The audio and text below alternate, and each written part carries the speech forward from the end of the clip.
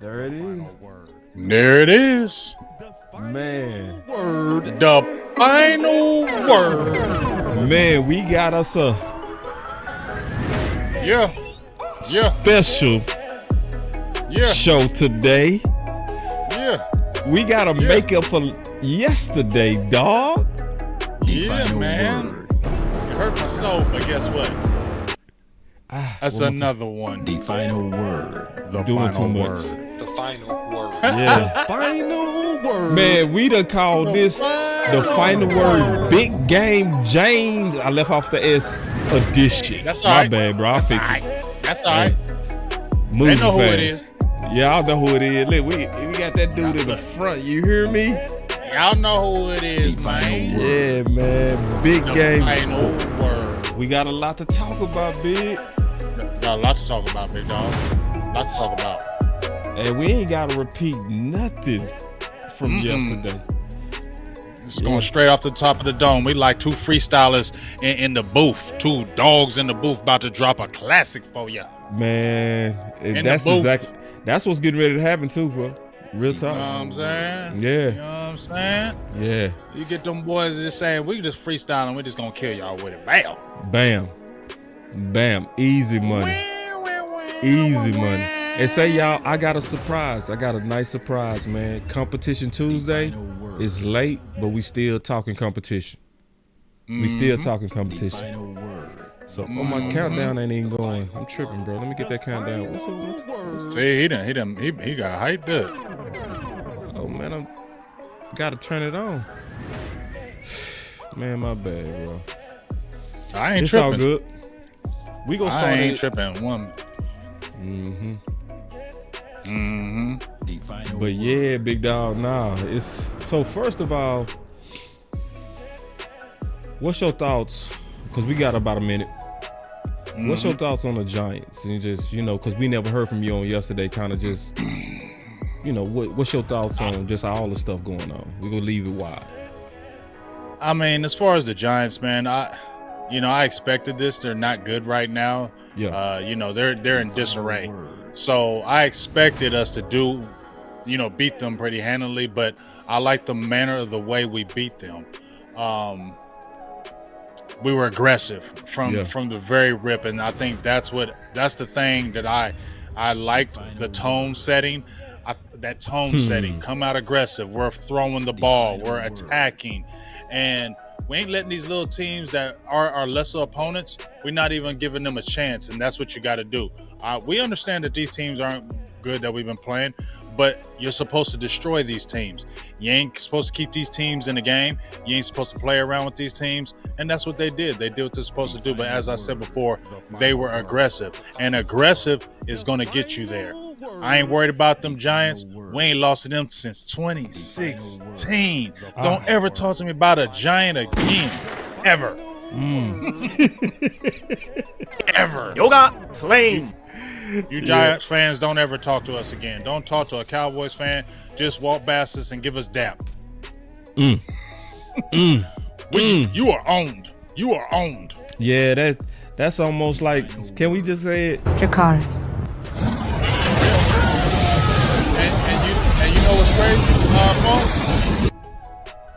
What's crazy is I was saying on one of my shows is that the way Dak has dominated the Giants is bringing me back to the way Tom Brady was dominating the AFC East. You remember how them Patriots was going through the AFC East and they was whooping the AFC East. The only reason why the AFC East got a chance was when Brady left. He owned the AFC East. He owned those teams. And that's what Dak is doing, especially with them Giants. Let's go ahead and remove them Giants out the equation, and let's worry about these other two squads, which are Washington, which we got coming up on Thanksgiving, and we got them damn Eagles in a few weeks after that. So, eyes forward.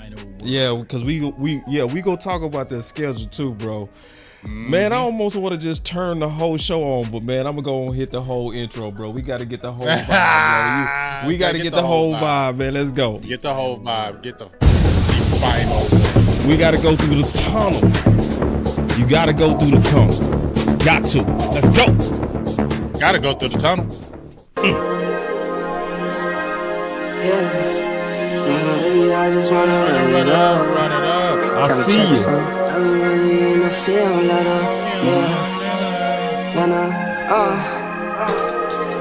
I've been really in the field, let her rush, I let her feel. Lately, I just wanna run it up. Don't need no deals, I make the deal. Half a ticket to a meal. Lately, I just wanna run it up. Time to check the song. Lately, I just wanna run it up. Count that too, count it up, count it up.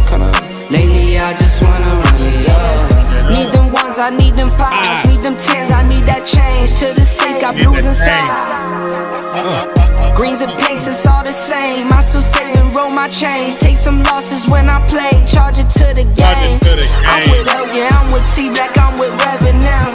I'm with Bay, yeah, I'm with Jay, yeah, I'm with Chuck and now. Still the same, not switching sides, now it's about loyalty. You switch sides off for the bag, and that's worth more to me. I mix Nike with designer, I experiment. You just rock what's on the shelf, and I'm not feeling it. Search for the one, but baby girl, it's nothing real as this. Can't trust a soul, I keep a hammer, call it too legit. Yeah. I've been really in the field, let her rush, I let her feel. Lately, I just wanna run it up. Let's go, man.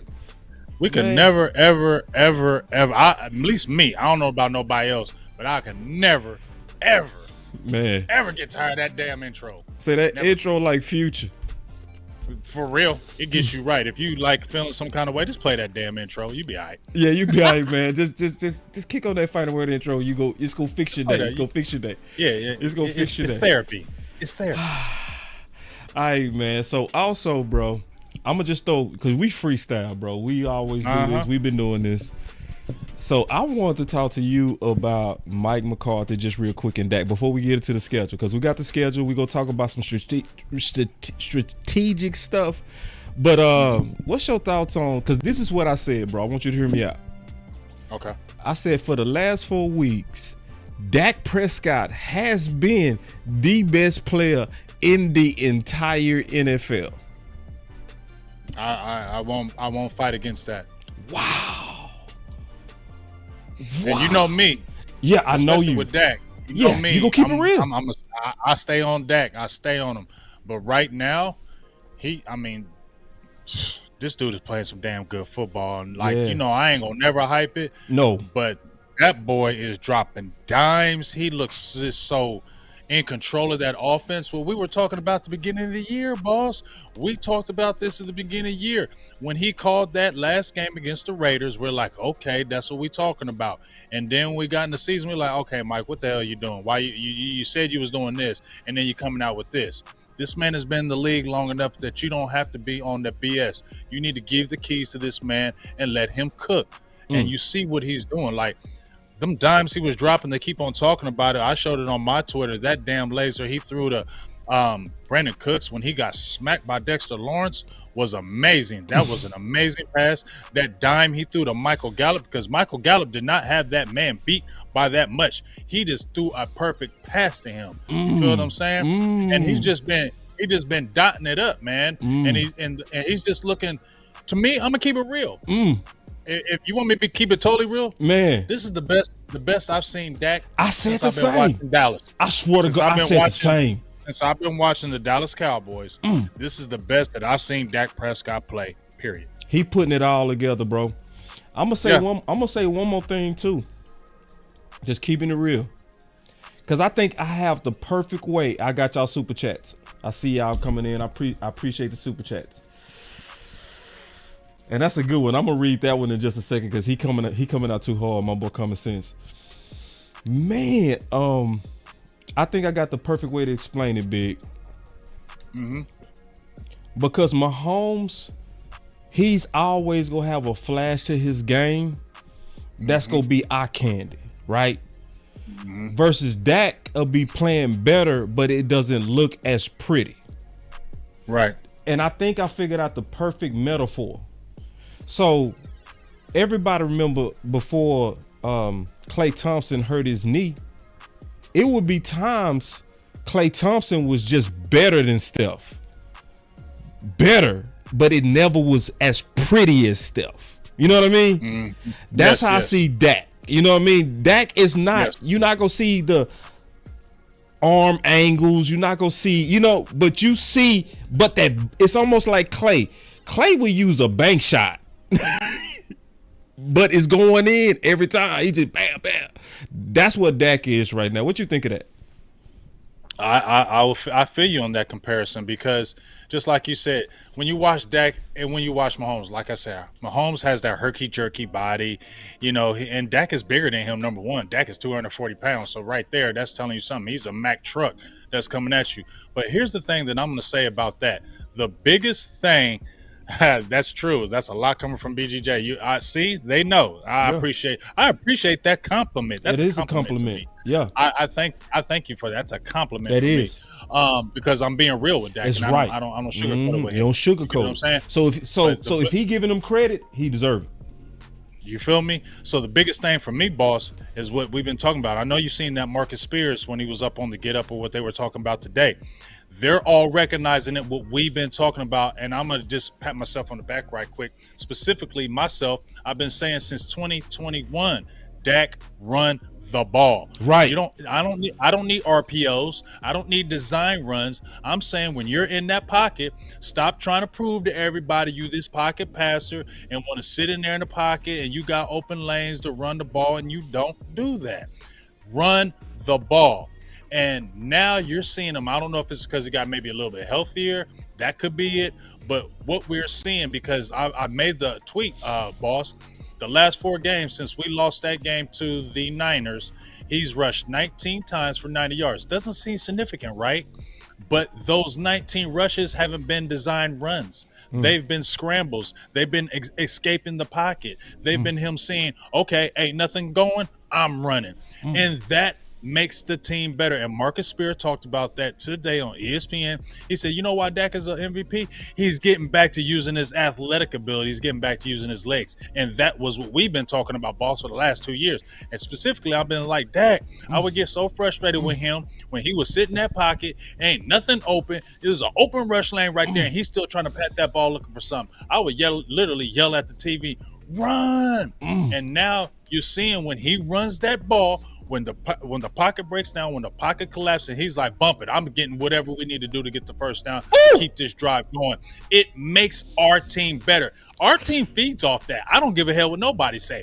Our team, our players feed off of him when he is running the ball, dog. They do. I see it. I don't care what nobody tells me. We feel it. We get excited. Continue to do that, Dak, because you change our whole dynamic of the team when you use them damn legs. I gotta do it.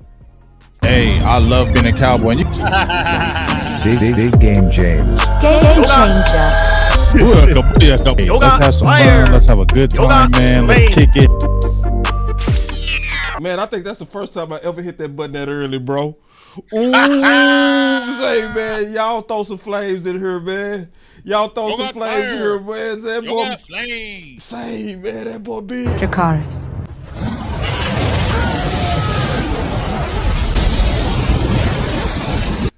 Say, I mean, let's keep it real, boss. Perfect. Oh, I got some more, man. Hold on, wait, bro. Okay. I'm trying to give you yours right now, bro, because you just cooked on everything. Bring it. Hold on, real quick. I think I got some more. I like that Ooh, wait. Perfect. Another one. All right, let's go. And you know what?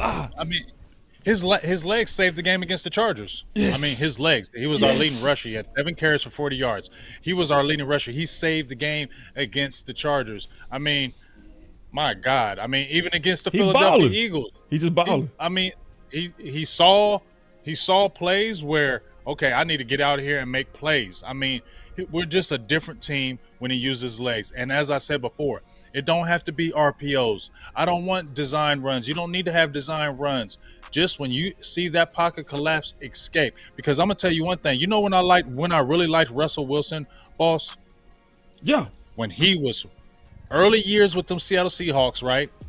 And Russell Wilson didn't give a hell if he ran if you flush him out the pocket the whole damn drive, he's running to get them first downs to get that touchdown. And I was like, you know what? That's why I like Russell, because he like bump it. Okay, I'm looking for the pass. It ain't there. I'll run. If I got to run the next 3 times down the field, if I get flushed out the pocket, that's what I'm going to do to keep this drive going so we can put points on the board. And that's what I feel like Dak is taking over, that part of it, where he's saying, guess what? It's like he's putting it on his shoulders, boss. Put it on me. Put it on me. Hey, see, the biggest thing that you said that I love, bro, is the way that he using his legs just to say, man, I'm gonna just go get them chains. That's what I've been waiting on, bro. Cause see, when Watson was at the top of his game, he was doing that. You know what I mean? Mm-hmm. Yep. With that, like, he didn't care about, he beat you both ways, and Dak is finally truly beating you both ways. Facts. And let me ask one more question before we get into competition, because I definitely we gonna do a good job on this competition talk, y'all. Believe me, we gonna do a good job on this competition talk. What does this say about Mike McCarthy and his offense? This says that I'm gonna throw a funny moment. This says you listen to Cowboys Twitter. That's what it says. You listen to Cowboys Twitter. We legit out in these streets, boss. We legit out in these streets. We are. We legit out in these streets. That's no joke. Because here's the thing. We weren't out here, boss, on the final word saying dumb stuff. We weren't saying dumb things on the tape breakdowns. We were saying real things that really need to happen. Mike McCarthy, when you watch the Mike McCarthy offense, he likes to throw that damn ball anyway. So now, while all of a sudden you want to run, pass. I watched your damn offenses in Green Bay. You chucked that rock everywhere. You chucked it all around. You had, remember when we talked about Jermichael Finley? You had Jordy Nelson. You had Greg Jennings. You had Donald Driver. You was throwing the ball everywhere with them guys. And you know what? You had that big boy and Eddie Lacy and them guys too. But guess what? You threw that pass, kind of setting up the run, and that's what our team is better at right now. But once again, you got a top quarterback. Use him. You had one in Green Bay and Aaron Rodgers. You knew what to do with him. You let him take the reins, right? Because Aaron Rodgers was like, you don't know what to do, and just let me do it. He backed off and said, I'm going to let you do it. And guess what? They won game after game after game when he backed off and let that quarterback do it. You're doing the right things, but once again, you are being aggressive. So that's the biggest thing I'm going to say to you, boss, is the aggressiveness. I don't want to see the run, pass. Bring your ass out there and pass on first down. It's okay. Why do we have to get the third down, boss? It's okay to get a first down to go to another first down.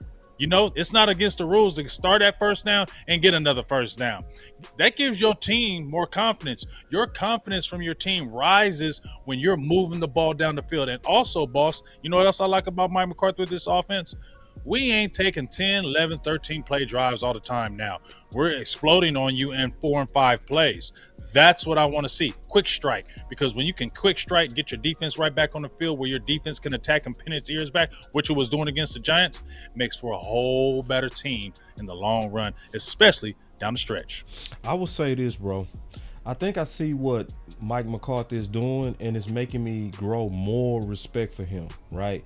Because last year, I would say the people that was the most important to our offense was actually Zeke and Pollard.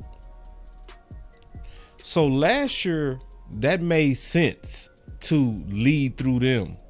Now he done flipped the script.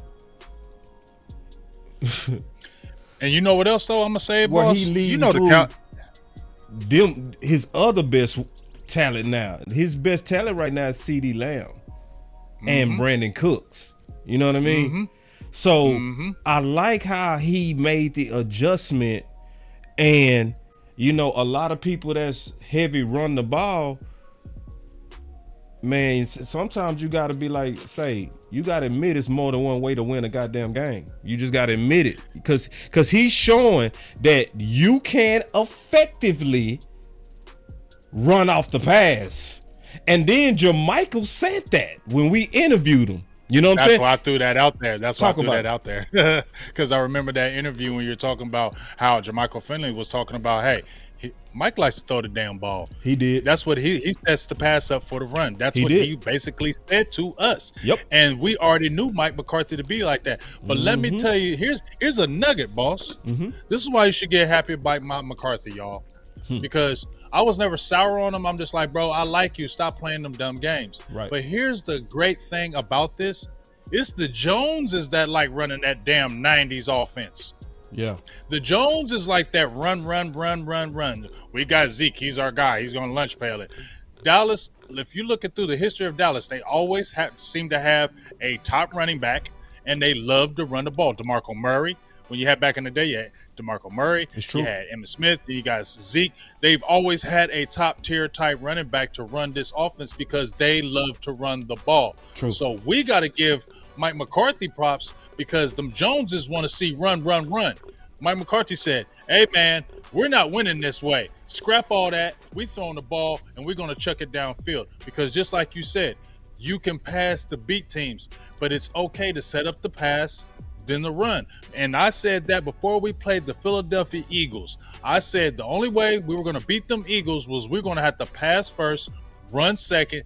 Dak was going to have to throw at least 40 times for us to win it. He threw 44. We were almost there, right? But guess what? When he was throwing that ball early on those early downs, Tony Pollard started seeing running lanes. In that Giants game, we were aggressive in the pass. They backed up. What happened? You threw Rico Dowdle in there. Now, guess what? You can run up the middle with a draw, boss. Guess what? You can hit the middles now because now you got Brandon Cooks and CeeDee Lamb turning up on you.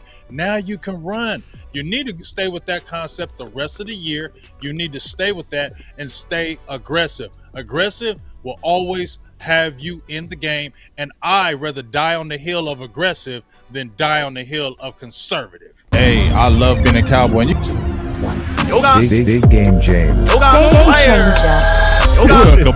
Hey, let's have some fun. Let's have a good time, man. Let's kick it. Y'all got to do it again. That man deserves it. Mo fire. Say, man, that boy Big is cooking. Man, you need to take Tuesday off and let's just do Wednesday, dog. Damn. That boy cooking. Wait. Hey, we needed that law drop. Damn, man. Yeah, we missed. And see, you know what? When any one of us missing, something missing. It is. It's always something missing when any one of us missing. You know. So yeah, we missing them drops. Man. They showing a lot of love on the fire too, bro. They lighting it up. It up, big dog. You know, it is like I said, I'm dying on that aggressive hill. You feel me? I ain't dying on the conservative hill. And if we want to make any kind of noise in these playoffs, boss, you better keep this concept that you're doing right now. And here's the biggest thing, boss. We're excited that we're doing this, right? But I need to see this when we play them Seattle Seahawks. I need to see this again when we play them Eagles. I need to see this when we play the Buffalo Bills. Don't switch up on us, Mike. When we're playing these other teams with the better record, with the playoff potential teams, I need to see that then, because we can all get excited about busting the Giants' head, or getting ready to play Carolina and they're not good, or busting these other teams that have not been the greatest. We can get excited about that, but at the end of the day, those teams aren't good. What you really get excited about is if Mike McCarthy, the way you're play calling those games, you come back in those big games and do the same thing. That's when I'll have a little bit more confidence in you, especially when we're going to the playoffs. Because if you revert that to that old way, I'm going to be like, you're being fraudulent, and I'm not going to like you. And I'm going to come right back on this final word and tear your ass up. Yeah, he is. And you should. Real quick, I'm glad I got this comment right here. He said, you better come get your moderators, boss. So I'm going to give them a taste of their own medicine. I don't know what that means, but I'm going to say this. Yeah. I did better notice. Watch that. I did notice, though. I'm going to keep it real. I checked to see who got deleted off the channel. It was a whole lot of cool people. Like DP Johnson was deleted off my channel, bro. What? Yeah. And that's from the moderators. So I'm going to tell y'all something. Moderators, Boss Cowboy Sports is not a place to be power tripping. I'm going to just let y'all know. This ain't about being God to the chat. Like sometimes if people, listen, man, if people disagree, that ain't why you kick people out, homie. Because I'm going to tell you, I'm going to get rid of all the moderators. I'm going to get rid because this ain't no power thing. You know what I'm saying? Like, for real. And I saw, like, Regina. I'm like, Regina got... Oh, no. You know Regina. I'm like, What's No, she you can doing in the never- trash? You can never ever kick Regina off, dog. Something wrong with you. Yeah, so I'm gonna let y'all know right now, man. I'm gonna make some changes to that mod stuff, bro, because it's obviously somebody in there being real controlling. So y'all look for some changes on that. We ain't gonna be just kicking people out just because people disagree. That ain't gonna never be what this is about. Cause You don't want to hear what they got to say. Yeah, this ain't the place of y'all gonna be petty under Boss Cowboy Sports. No, you not. You know what I'm saying? Right. So Right. we got 180 people in here, man, and only 90 likes. So we ain't begging today, but y'all know what to do. You know what I'm saying? Let's get the likes on. I appreciate Miss Lockhart. She go hard in the paint for them likes. Yeah. Salutes. Man, she the champion. Miss Lockhart she is absolutely the champion. So She's the Big, champ.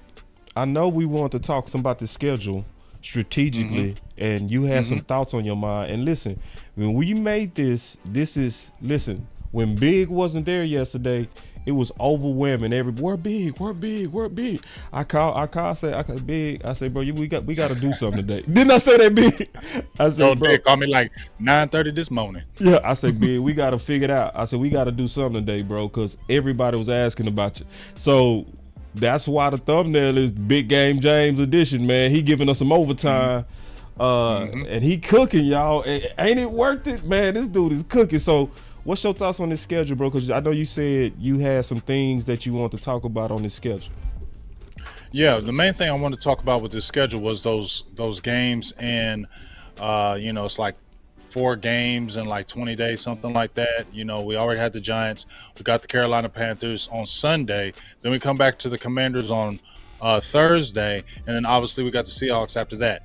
We have to be careful because it's not about those teams being better, but when you play those games in that quick of a time, letdown can happen. Yeah. So that's why I was saying, in this the same way you put away those Giants, you need to be uber aggressive in this Carolina game. From kickoff, you need to put the foot on the gas, because you got a game Thursday. Washington, that's nothing to shake about. I know they're 4-6, but Sam Howell is giving people some fits. He just ain't had the protection.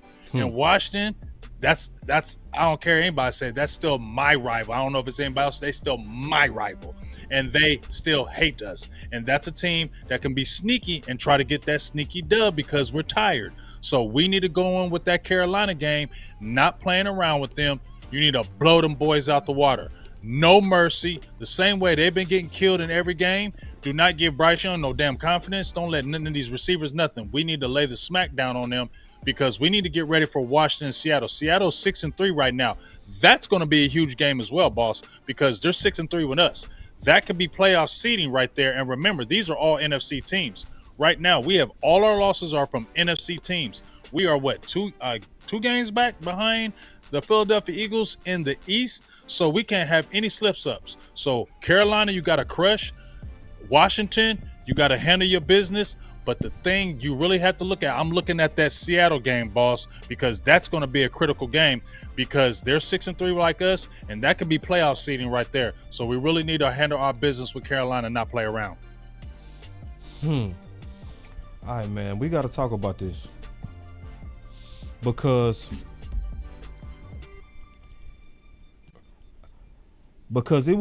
we saw last year that the Dallas Cowboys did treat certain games like preseason. And I think it was smart. It was different, but it was smart. Where we was experimenting with cornerback 3, and we was trying to figure that out, but we was using real games to do that. But with what you said, my question is, when do we do that? Because see, it's some people that I will want to see in Carolina. some of these. Just like we did against the Giants, because we didn't see Jalen Brooks yet, didn't we? We didn't see Jalen Brooks all year. I want to see more Thomas. I want to see Israel. I want to see some balls. Izzy got to play in that slot, big dog. You see what I'm saying? Like, it's some get them. What games do you sprinkle them in? I want to see Trey Lance. We gonna talk about that. Oh yes, that's for damn sure. You called that on the Giants, and that's why I had to tweet that and said you were right on that call. That should have happened in that Giants game. If we want to keep it real, just me, Trey Lance should be the number 2 quarterback right now going forward. Yes, he should be your number 2 quarterback the rest of the year. Yes, Cooper Rush, we know what you are. Okay, Mm-hmm. I don't care what Cooper Rush did last year. Give him hand claps for what he did last year. But Cooper Rush, you are not a starting NFL quarterback, dog. You are not, and I have no confidence. I don't care what he did last year. I have no confidence in Cooper Rush. God forbid if Dak went down, that we had to turn the reins over to Cooper Rush. That he's going to continue to make that train run. No, I don't have no confidence. I don't care what he did 2 years ago against Minnesota. I don't care what he did last year. No, Trey Lance is still a better player than you. That's why he went higher in the draft, and that's why you went undrafted. That's why Dallas Cowboys traded a 4th round pick, and that's why they brought you off cut waivers. You want answers? You feel me? And nobody ever picked you up, Cooper. When they let you go, we were the only one. Dallas was the only one picked you up. So we already know what Cooper Rush is. We don't need to see no more damn Cooper Rush. You need to see Trey Lance for the rest of the year from here on out, period, point blank. Yeah. And then Jay Tuck raised the hell of 5 point yesterday. I'm laughing because it was funny. Because on the cool, front office is getting annihilated right now. They getting destroyed because you obviously got Trey Lance because you want to try to put some contract leverage on that. Well, what kind of leverage do you have when the whole world saying that your quarterback is the best dude in the whole league? And you ain't signed him. Ooh, that price tag gonna be crazy. Yeah, bro. See, y'all trying to always outsmart yourselves. Yep. Y'all try to play leverage. Y'all try to, we got we got this in the back pocket. And then Dak went out and said, okay. And the consummate pro, Dak was like, it's cool. I'm gonna put my arm around this man and we're gonna be great. And I bet y'all didn't like that either. You know what I'm saying? Maybe y'all wanted some friction over there, but Dak ain't that dude to do that. Y'all maybe wanted some friction. Maybe y'all wanted a little controversy, and Dak ain't give you none of it. You feel what I'm saying? This the only controversy you gonna have is he keep on playing like this. That price tag gonna be crazy, and you outsmarted yourself once again, front office. Once again, because you know what I said? I said, you got to get your money back. You know what I'm saying? You got to get your money back. You gave away a 4th. So the way that you get your money back is you got to put him on the field so that you can get his value up there and get your money back. You know what I'm saying? You messed up, Dallas. Let's just be all the way honest. It's all good, though. You tried.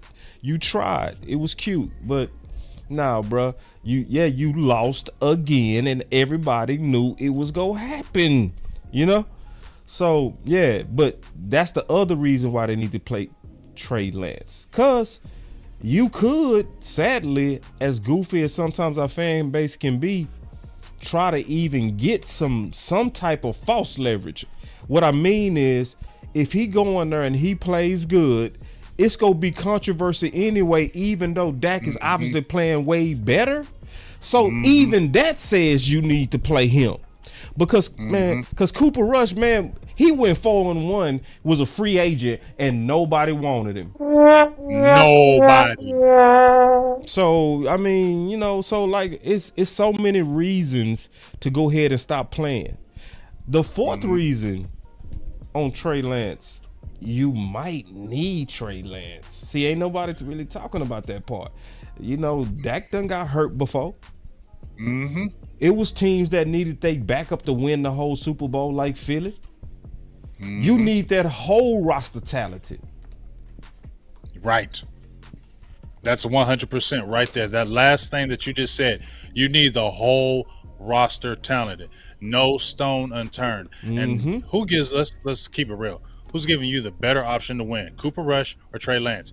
I don't give a hell. I'm taking Trey Lance all day over Cooper Rush. I don't care what he did over there in San Francisco. I don't care if he looked erratic. I'll still take him over Cooper Rush any damn day. You got it? Yes. So Cowboys, keep on getting him prepped, because I know why you brought him over. Y'all want to put him on the practice squad, get used to those mobile quarterbacks so your defense can play against him, because you might be seeing that in the playoffs. Jalen Hurts, those type of nature. I get it. I ain't mad at that. Yeah. But going forward, like you said, Dak has been injured, the last 3 years? He's had some kind of injury. 2020, 2021, and 2022. Those 3 years he was injured. He's healthy now, but you saw he was injured. And remember, boss, I talked about that on the final word before the season started was you got to keep your eye on Dak, because remember, he's been injured the last 3 years, so let's keep an eye on that. So if you're talking about that and God forbid something to happen, we need to have a guy that we can feel confident in, that we can still win this game. And I'm sorry, I don't have no confidence in Cooper Rush that he'll win games for us if Dak went down tomorrow. Nope. So get that man Trey Lance in there. So we done already now obviously moved to competition, right? So I didn't do my video on Competition Tuesday, but it's nobody better than Big Game James to kind of think this through with. So we just talked about the quarterback. So Trey Lance is obviously the winner of Competition Tuesdays and the guy that should get the nod at quarterback. Let's move to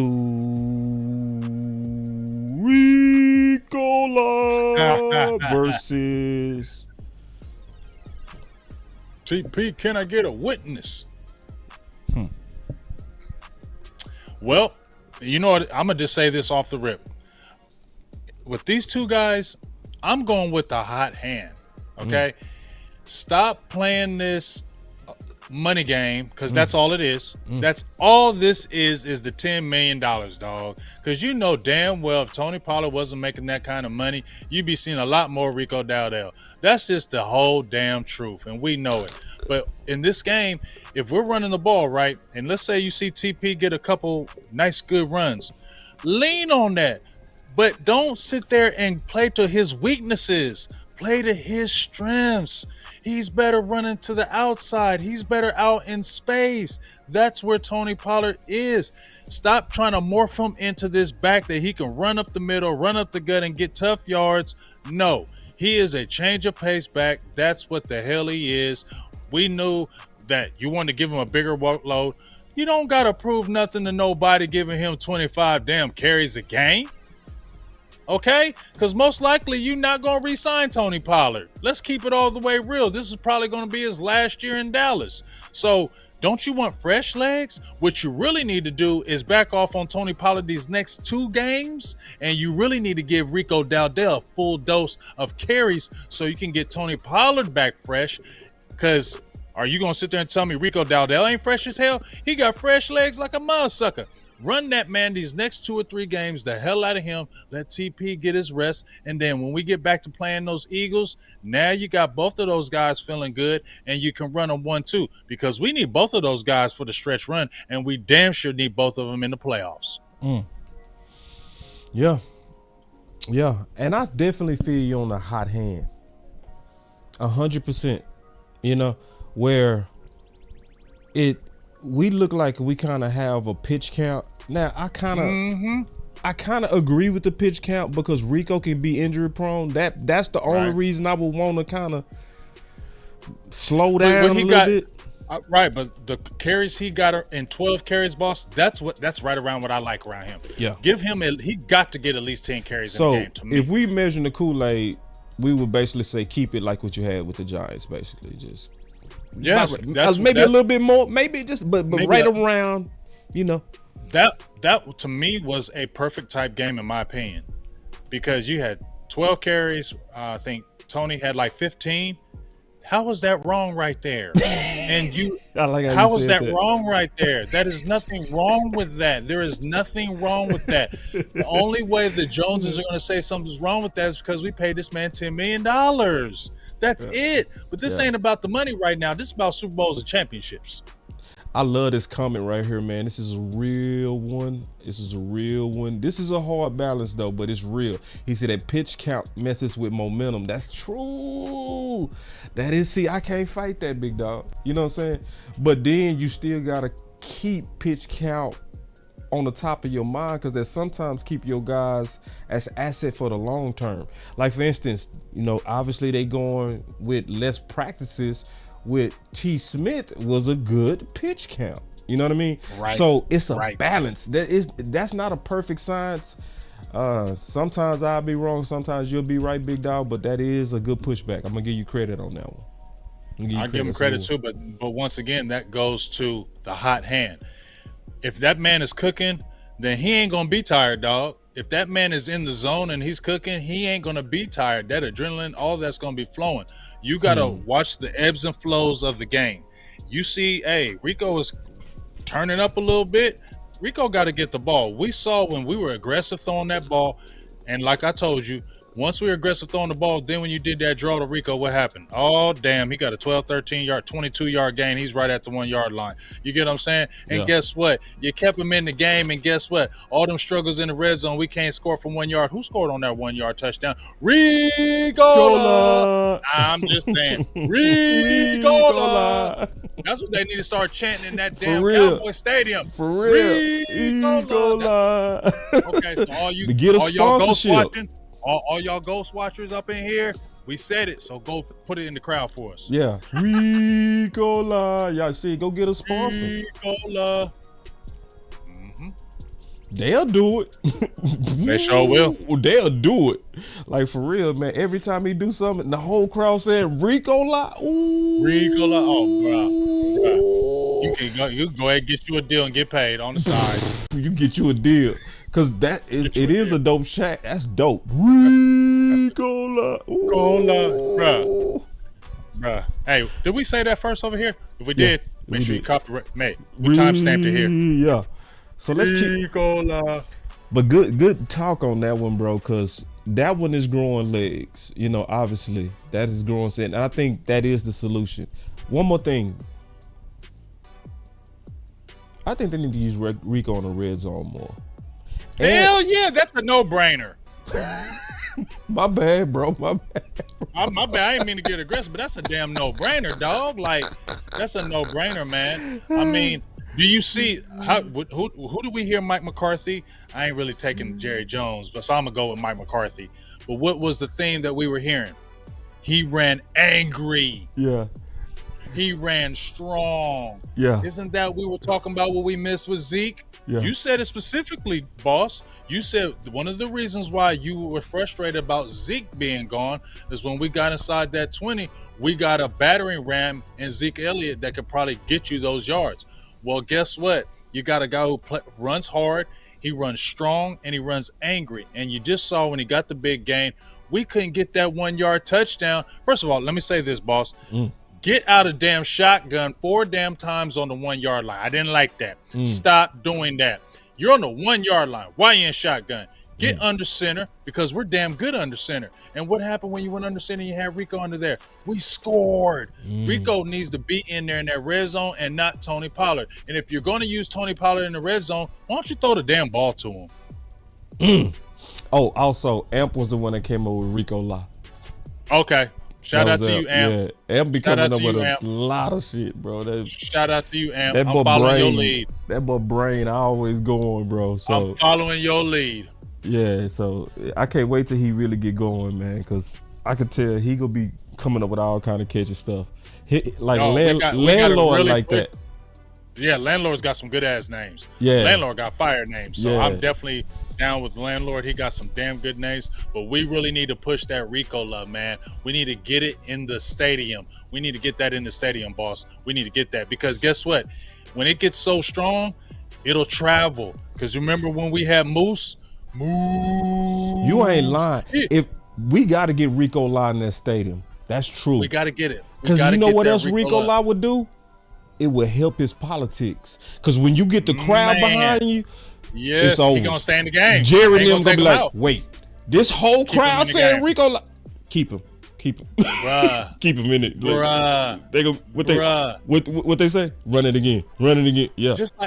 Just like when Green Bay had Coombs. Yeah. Nah. He would get one carry, dog, in 4 games, and you still heard Coombs. Yeah. Nah, that's the play. We gonna have to find a way, man. Maybe we get about 10 of us with some Rico La signs, and every time he touch the ball, we say Rico La, because you know that would take off, bro. That would take off.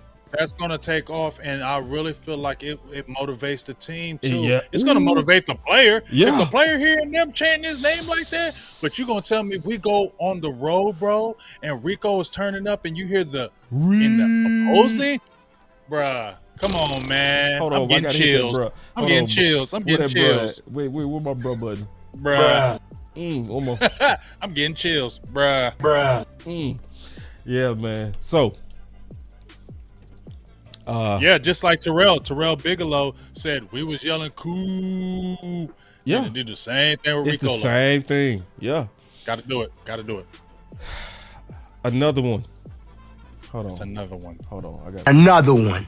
So another one we gotta discuss. Mm-hmm.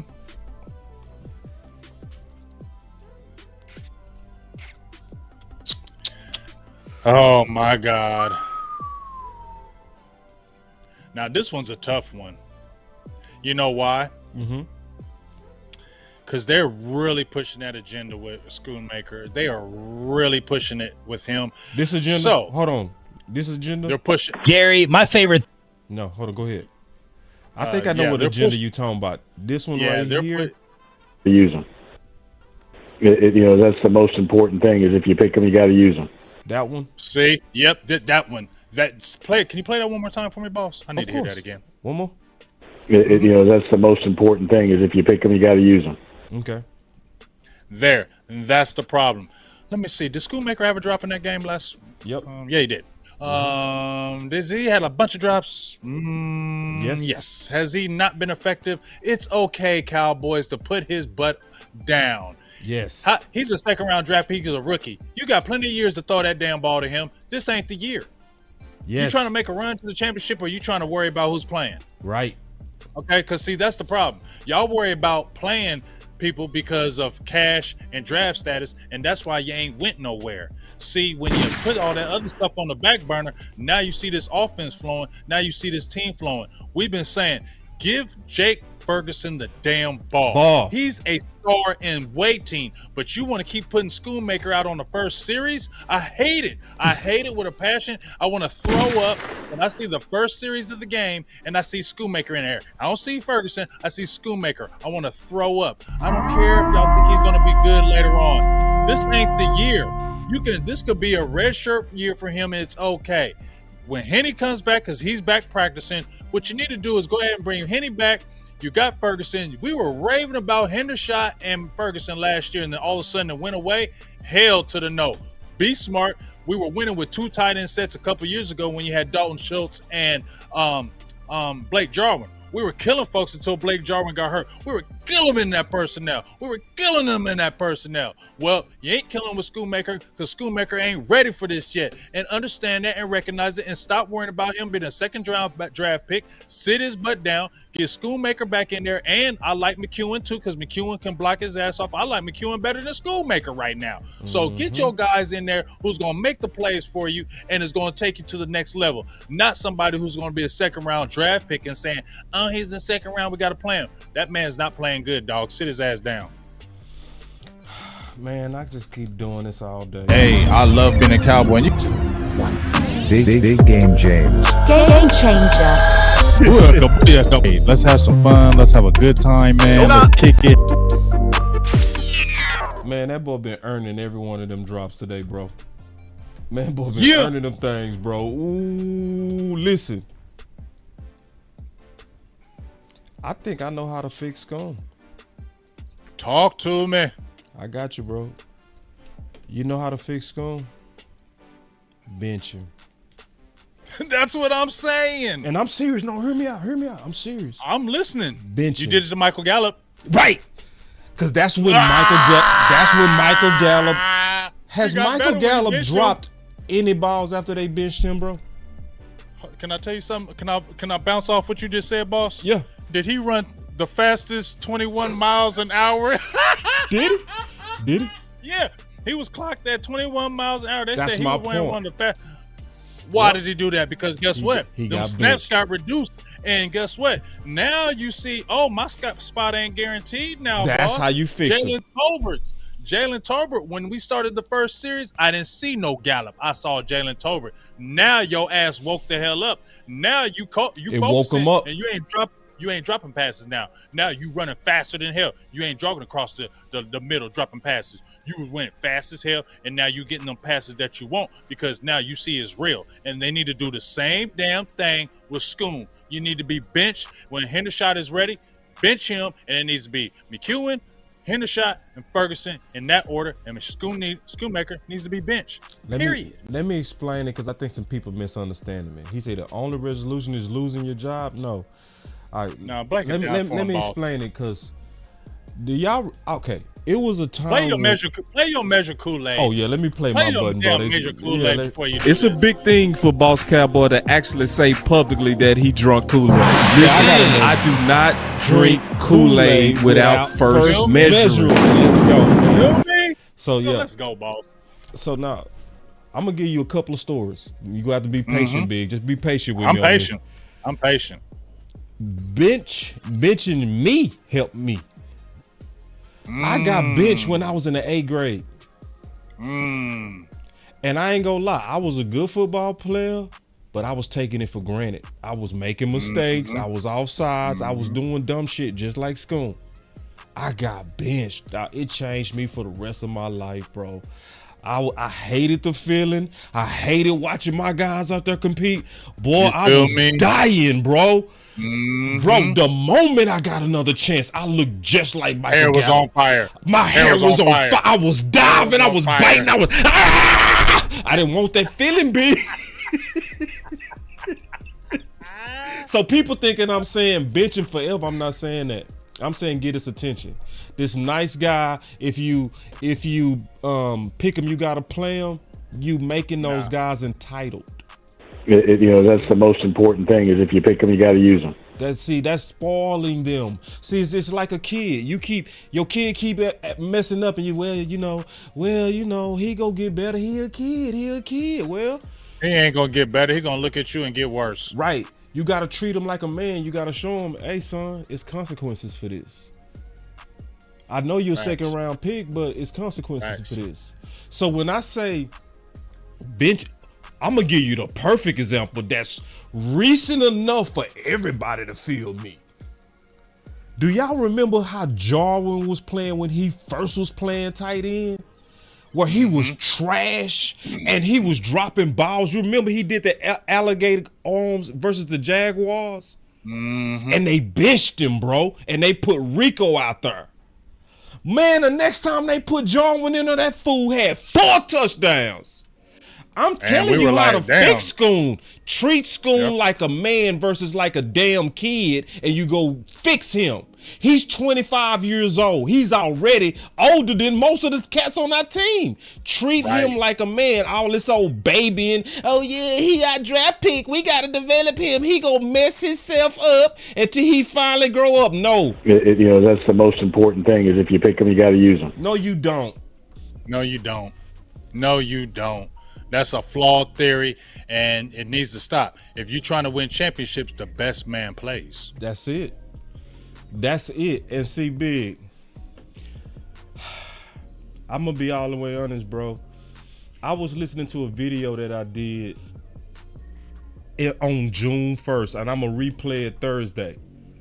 And guess what it was on? What up? Will politics cost the Dallas Cowboys a championship? Oh, yes. I seen that tweet, and you was like, oh, man, I'm seeing some alarming things that's making me think that way. Everything that I said on June 1st, I'm seeing now. And I warned about it. I was like, using money as a reason to start certain guys. Draft statuses is reasons why you keep giving guys chances and you neglecting your free agents. We still seeing it, bro. It has not changed. And see, I don't disagree with that at all.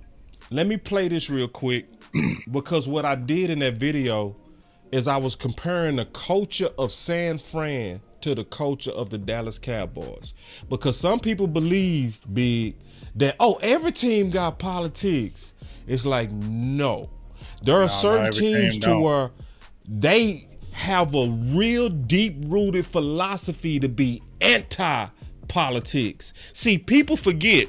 I'm not to cut you off, boss, but look at them Patriots. They ain't winning right now, boss, but act up in New England if you want to. Yeah. You don't care about that. I'm trying to win games. Right. And if you out there messing up, you will be benched. How many times has Matt Jones got benched this year? Yeah. And organizations like that come back. They come back because they have the right culture. And it's respected in the locker room. And it's respected in the locker room, bro. And see, that's what we don't get. That's what the Dallas Cowboys don't get right there. And so let me just give a little bit of history, and then I'm gonna play something. Then we go finish kind of breaking down some of this competition. Because we got some more good ones coming up. Some good ones. So, San Fran, people forget Kaepernick, when they started him, they was 5-1. Alex Smith took them to 2 NFC championships in a row. And they benched him while he was 5-1. So, was Alex Smith obviously a good quarterback? Yes. Yes, absolutely. But they wanted to get just a little bit better. You can only take us so far, and they recognized it. And that's they did the it. thing. Dallas they recognized would never.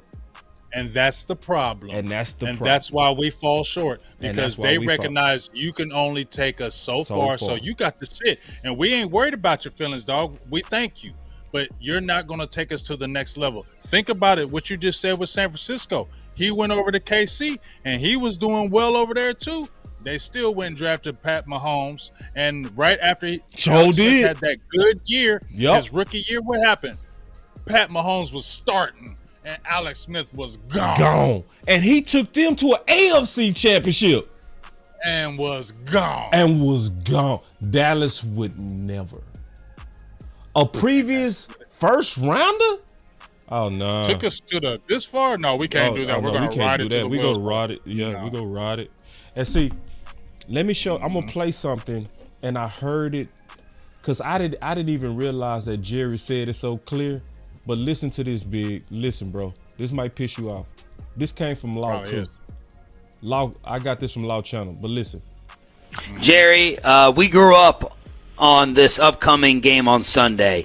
This is Madden and Summerall and Steve Young and Jerry Rice and Irvin and Haley and Dion. When we say the name, the team, the San Francisco 49ers, what immediately jumps to your mind? I remember sitting out in the stands and at a 49er game in San Francisco. And when I could, I would take in an NFL game. And I was sitting as a fan in 1987. Might have been the latter part of 80. It might have been the latter part of 87 or 88.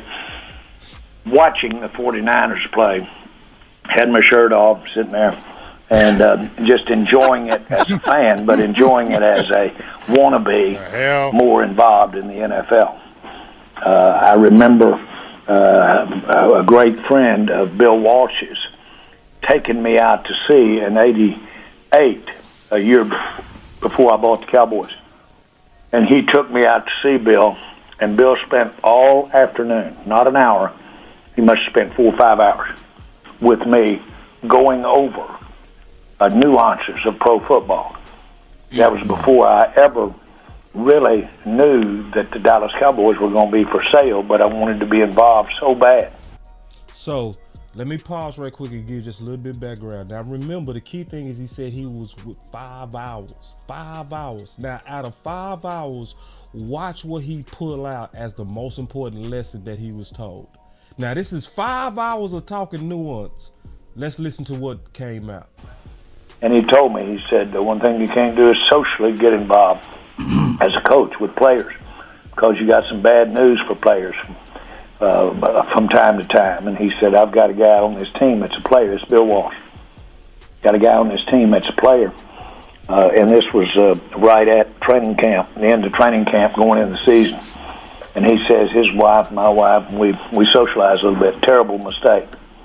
Because every time I see him in the hallway here at training camp, he looks me right in the eye hard because he's on the bubble. And he's trying to see if I'm going to cut him.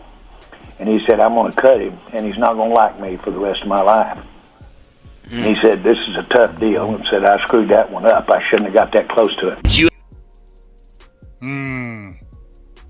Now, this is why Sean from Sean and RJ is cold, bro. I got to give Sean his props, because the follow-up question by Sean, first of all, it took balls It was smooth, but it got the right information out of Jerry. Watch Sean on this question. Watch this. You ever have that soft spot guy, Jerry, that you knew you shouldn't love this much and it's altering your judgment? Did you? Wait, so I gotta clap it up. I gotta clap it up just for that question. For real. For real. I gotta clap it up. That's a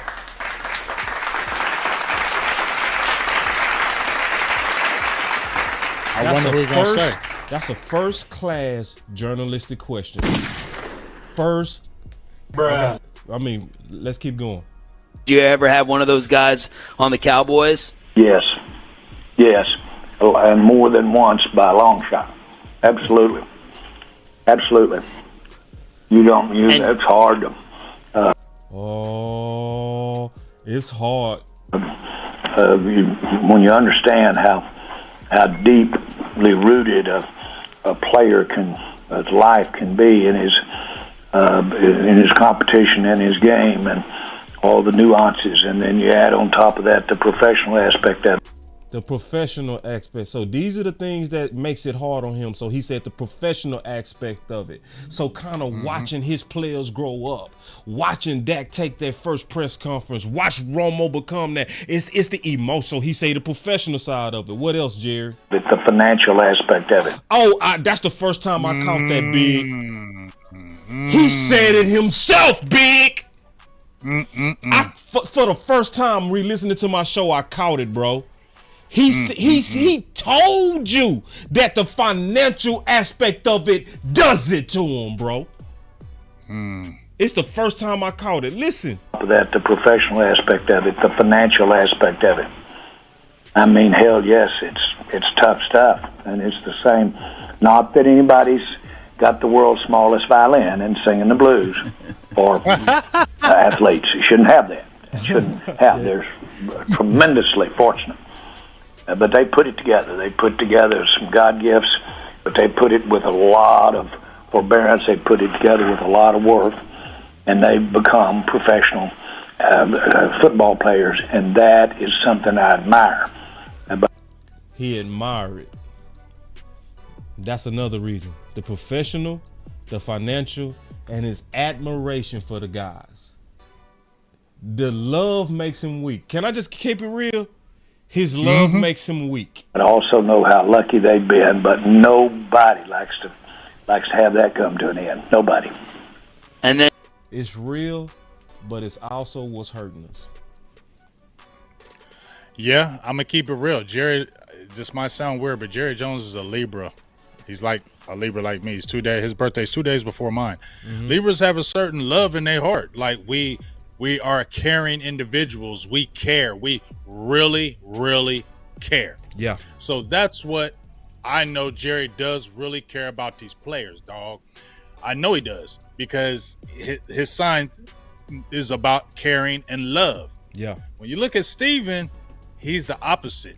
He ain't like that. No. He don't have that type of love. He's more cutthroat with it. I'll cut you and I ain't gonna care.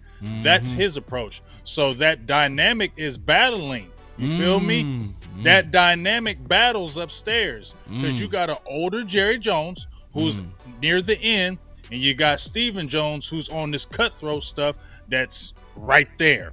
So I feel like there's still a battle right there where we don't see and never hear about that goes on between, in my opinion, them two, because they're polar opposites in my opinion. Man.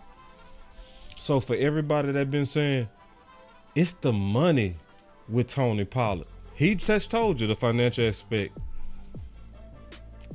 And he said that himself. And Steven told you, we draft them, they got to play. So you heard both foundate their mouths or why Cowboys fail. Why we fail. That's why we fail. You know, and because see, listen, we both want to win big game, James. But listen, and let me say this too, because I was talking to Amp today. My boy Amp said, bro, I ain't used to get big. He told me straight up. He said I used to get big. He said, matter of fact, big used to make me mad. He said, I make a lot of people mad. He said, the more I listen to Big, the more I understand. And the more and more I see that it's love that Big is doing. I said, yup. I said, that's why I be having his back, bro. That's why. And this is the thing I said. Everybody got to understand this. I'm gonna put the camera on me big when I say this. Everybody got to understand that I know and Big know the risk we're taking when we're telling y'all the truth. We know a lot of y'all don't want to hear what we saying, and we know we're risking our own growth for the truth. So it's never easy for Big to give up here and tell you the truth. You know, it's never easy. So when he's stepping out like he's stepping out, where everybody else want to tell you how good Mozzie playing and how Hankins is playing and Dak is the MVP and we're so good and we're in mid-season form and everything is gonna be good. We just need to we're getting better. Like Mike McCarthy has evolved, and no, the hell he has not. Mike McCarthy, no. What the reason why you saw Cook was not because Mike McCarthy has evolved. It was because public pressure was saying, where the hell is Cook? Because if we really evolved, we should have evolved out of training camp when everybody saw Cook was cooking everybody. Right. So no, I'ma always have your back, bro. I'ma always have your back. You know what I'm saying? Because the people don't see it like that. Big is risking his own growth to tell us the truth. Yeah. Because a lot of y'all don't want to hear it. Y'all want to hear popcorn, sugar content. That's what you want. So you run the channels that's going to tell you everything good. And I'm going to say this too. To some people, there's nothing wrong with that. Some people listen to us Big because they want to feel better. And I get that. But I'm going to tell you something. If that's all you want to do is feel better, I might not be the best fit for you. Because some things I'm going to tell you is not to make you feel better. It's only to win. Because I know sometimes football is people therapy for mental health. If that's why you listening, I ain't mad at you, but that also might mean I might not be the best channel, because we have different goals. You want to feel better, I want to win. Right. So I'm gonna keep it real. I want to say this: 2 things, boss. Number 1, I appreciate you. I always appreciate you. Yeah. But what boss is telling you is real. Yeah. My growth on my channel, if we're just being so real right now, my growth on my channel has slowed down tremendously. Yeah. And I know why.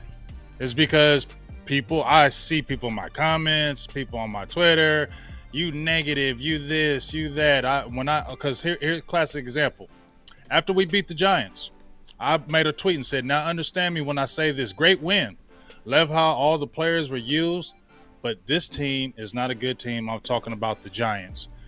And this game does not put us back. Ooh, Dallas is back. Don't start feeding into that stuff, okay? Right. Don't start feeding in that stuff. I said these next games you should dominate. But I like the progress of the offense. It is needed. But let's not start pumping out our chest again. Oh, we back. We this, we that. No, we're not back. We still are playing teams that are lesser competition than us. We should be whooping these teams. Don't be deceived. Another thing, there was a beat writer named Rick Gosselin for the Dallas Cowboys way back in the day, boss. And I used to always, this is when I was just super fan, boss. Super fan. Couldn't nobody say nothing against my Cowboys, boss, no matter what. He would always write an article, boss, tearing up Jerry Jones, tearing up with the offense, the defense. We winning games. We won 4 in a row. We smashing teams. And this dude come out with negativity every time. And I used to get so mad at him, boss. But you know what? I always felt myself reading this column every week faithfully. Because even though he pissed me off, I knew deep in my heart it was the truth.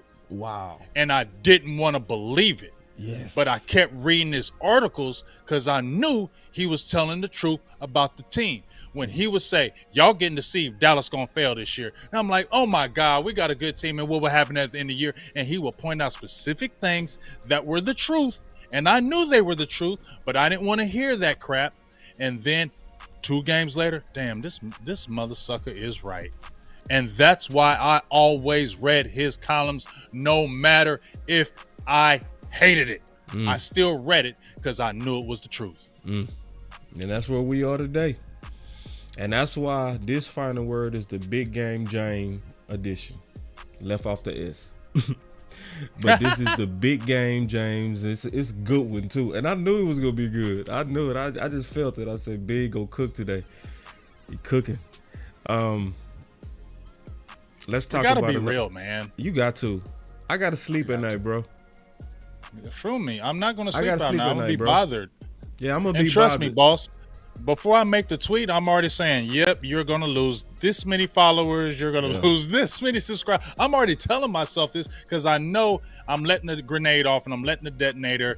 People ain't going to be listening to me. They're going to start getting on me. But I'm like, I don't care. I got to say what is the truth in my heart and a lot of y'all's heart too. And y'all don't want to say it. Y'all don't want to believe it, but you feeling it on the inside like me. Y'all know it on the inside like me. And we can't pump fake, dog. We can't pump fake this team because we've been through too much of a drought to pump fake anymore. Right. And Big, I'm gonna push back just a little bit though. Okay. Because I experienced this, right? When I was losing growth when I was going at Kellen Moore. I got it back triple. You know why? Because people saw from me being real in the heat that they could trust me. That same thing gonna happen to you. You feel me? It's that person that was real while it was hot, while they was by themselves. You know what I'm saying? And nobody, but see, now people respect me. They like, and people used to feel. You stood on it. Yeah, I stood on it. People used to feel. You stood on it. When I would say stuff that wasn't popular, like start still, right? That wasn't popular. People was mad at me for that, bro. They was telling you to shut up, boss. They was telling you before you came on the final. When we would do the final word, I remember what they was saying, boss. When you would talk about Kellen Moore, I would have people come in my chat, in my feed 2 days later. Why the hell is boss always talking about Kellen Moore, dog? They're telling me this. I'm like, y'all should know boss by now. That man stands on business. I don't know why you're telling me like I'm going to convince him to change. He ain't listening to me. Yeah. When he believes in something, he gonna stand on it. It's it. That's it too. That really is. That's why I better do the $1,000 a day. I said, I bet you $1,000 you can't give me you can't show me 12 pressures. Sure can't. From on the Philly game versus Steele. But you swearing by it on your tweet. You swear, oh, boss is fake. He deceiving y'all. Steele was trash. He had 12 pressures. I say, show me the pressures. I give you $1,000. Silence. He said, okay, that's what I thought. Because I did the work. I did the real work. I went line by line. And what be sad, Big, is I'll show you my notes, bro. I'll show you where I can go to each play. I know you went hard in the paint. I know you went hard in the paint, dog. I know you went hard in the paint because I know when you ready to stand on that business, I'm not just talking about it. I'm going to show you the proof. Yes. Yeah. So, and I wanted to say that because, you know, I think that's what make us in the short run and in the long run trusted. You know what I mean? It's a reason why I think we might not have a lot of subs, but we get a lot of views. You know what I mean? Yep. It's because people, and then I also noticed this. People come to us after we lose. You know why? They want to get the real answers on why. See, they go to other people for bubblegum when we winning. But when we lose, they want to say, what happened? What happened? What happened? What happened? Yep. What happened, Big? Explain this. Yeah, because we going to tell you the truth. I'll be like, all right, try to tell y'all 2 days ago, but y'all ain't want to hear me. Now y'all coming over here 2 days later, want to hear me now. Now you want to hear me. Now you want to listen. I told you. I got some more. I got a little bit more competition. You good? You good on time? Yeah. Okay, cool. Perfect. Whew. All right. Me and the OC went at this yesterday. Armstrong versus Fowler. Right. And in that debate, I was greatly misunderstood. Greatly. I have always said, give Fowler more reps than Armstrong. The OC was saying, I was saying, get rid of Armstrong for Fowler. I never in my life said that. I'm saying, stop giving Armstrong more snaps than Fowler. Okay? So let me just show something real quick on what that's based on. I'm gonna also say this. This is also not saying Armstrong is not a good player. But what I'm trying to do is do what San Fran did, where Alex Smith was a good player, but we can get better with Kaepernick. Maybe it's just a little bit better, but at least we what? Better. So let me just show this real quick from last year, right? This is from last year, right? Fowler and DeMarcus Lawrence both finished the year with 6 sacks each. They trailed only Michael Parsons and Dorrance Armstrong, who had 13.5 and 8.5 sacks respectively. But this is the real part. Going deeper. Because that's the key. You got to go deeper. You find Fowler second on the team with 11 QB hurries. Parsons had 13. You also see Fowler and Lawrence tied second with 21 pressures. Parsons had 41. But the key part is Fowler did it with way less snaps. And that was my point to the OC yesterday. I was saying flip this. Just flip this. You see what I'm saying? That's all I'm saying. Flip it. Because the ratio says if you ramp up Fowler, you go likely double the production that you got out of him, which makes our team better. So, Big, let me ask you a question. With what happened last year, wouldn't it be obvious that Fowler should get more reps if we looking at the data?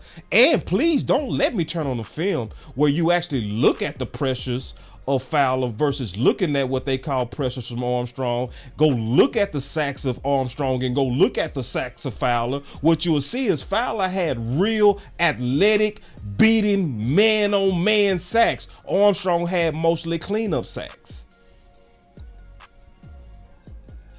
But what do you think they're doing right now? This is Fowler snaps versus Armstrong snaps. They doing the same thing again, Big. After evidence from last year. And the funny thing that you're showing this right now, because I'm looking at it as well. I'm looking at this right now, and Fowler has less snaps than Armstrong. Dorrance Armstrong has 19 pressures with more pass rush snaps. He has 25 more pass rush snaps than Dante Fowler, but Dante Fowler still has more pressures than him, still has more hurries. He only has more sacks, and that's because, in my opinion, he gets help when you had Michael Parsons blitzing that quarterback or rushing the edge.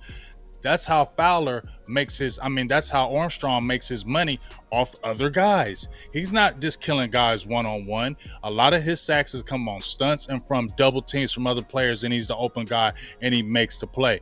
And can I say one other thing, boss? Dorrance Armstrong Jr. was drafted in the 4th round. Yes. Dante Fowler was a lottery pick. Yes. Top 3. There's a reason why. Right. Okay? So you can clearly see the difference. And I hear, I think Tariq Salim said Armstrong is better than Fowler in the run game. You got to show me where Dorrance Armstrong is so great in the run game, because I remember when he was getting towed down on that edge when he had to sit the edge last year. Got to watch some more tape. If he said he's not that great in the run game, if you say anything, Sam Williams is going to be better in the run game than both of them. We're talking about strictly pass rush ability that you're going to need down the stretch. And if you want all your dogs on that, Dante Fowler is better than Dorrance Armstrong Jr., period. Especially in pass rushing, it's not close, in my opinion. It's not even close. If you flip those snaps, just like you said, boss, it wouldn't be close. Did we not see when we came out in the second half, who's the first guy to get that sack? Dante Fowler. Dante one-on-one. One-on-one. Athletic. Did he stunt? Did he do anything? No, it No was stunt. 1-on-1 and he took it. Athletic sacks. I beat that man sack, not this. He was avoiding Michael Parsons, so he ran right into me. Man, nah, Feel bro. me? That's the most important thing is if you pick them, you got to use them. That's what's going on. That's what's going on. Because that's the most important thing is if you pick them, you got to use them. And plus, let's also say that they did re-sign Dorrance Armstrong Jr. to a contract. They did. They re-signed him to a contract. Dante Fowler's making less than him. And that's going to play him too. Like the money and the politics of the draft pick and the money is still into play. And y'all know damn well Dan Quinn went and got Dante Fowler. Right! So what the hell does that tell you? Oh, man, listen, man. I had to block a goofy-ass dude off my Twitter today. Because, when I showed the video on Twitter and I was like, man, I'm listening to my video that I did on politics and it's still the same, right? He said it's not on the defense. I said, bro, politics is on the defense, bro. It damn sure is on the defense. Why you think Wanye Thomas ain't playing? Right. Let's talk about it. Why he ain't playing? You feel me? He was just in there, hair on fire.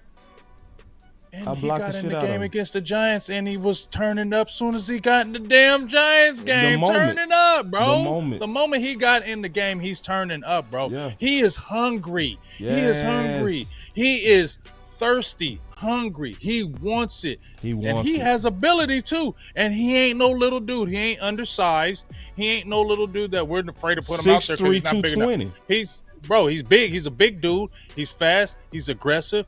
How are we thinking that he's going to fall off if you play him? Stop being scary. I think it's not even scary. I think it's that same old. It's the money. Well, yeah. You paid your safeties. You paid J-Ron Kearse. You paid Malik Hooker. You paid Donovan Wilson. You paid all them safeties. And you know what? Why can't we believe that Jerry Jones is sitting there looking at Dan Quinn across the table or Mike McCarthy and say, hey, man, we just signed those guys to 3-year deals. Why are they sitting on the bench? You don't think those conversations going on? You're in a whole different planet. Yep. But it's you're a whole different planet if you don't think that conversation don't go on. It's pretty obvious because, see, especially when you look at the Fowler versus Armstrong, I'm not going back to that. I'm just going back to this. Okay, he went to Atlanta, bro. No, he wasn't drafted to Atlanta. He went to the Jags. But he ended up signing a big contract to Atlanta while Dan Quinn was the head coach, which means what? It was a personal co-sign by Dan Quinn. So Dan Quinn recruits him, obviously, over to Dallas. And you telling me Dan Quinn like Armstrong over the guy that he personally recruited? Okay, sure. Twice. He recruits him twice but give him less snaps, but y'all think it's Dan Quinn playing politics. You better look close, man. When you see Brandon Cook taking all day and it take public pressure to get him the ball, when it take public pressure for them to obviously look at Fowler more impactful, the film said, the stats said, the ratio said, everything said, and they don't do it. Everything say play Wanye Thomas more, but it's not happening. It's not happening. Yeah. It needs to, because we need that type of athletic ability in that secondary, dog.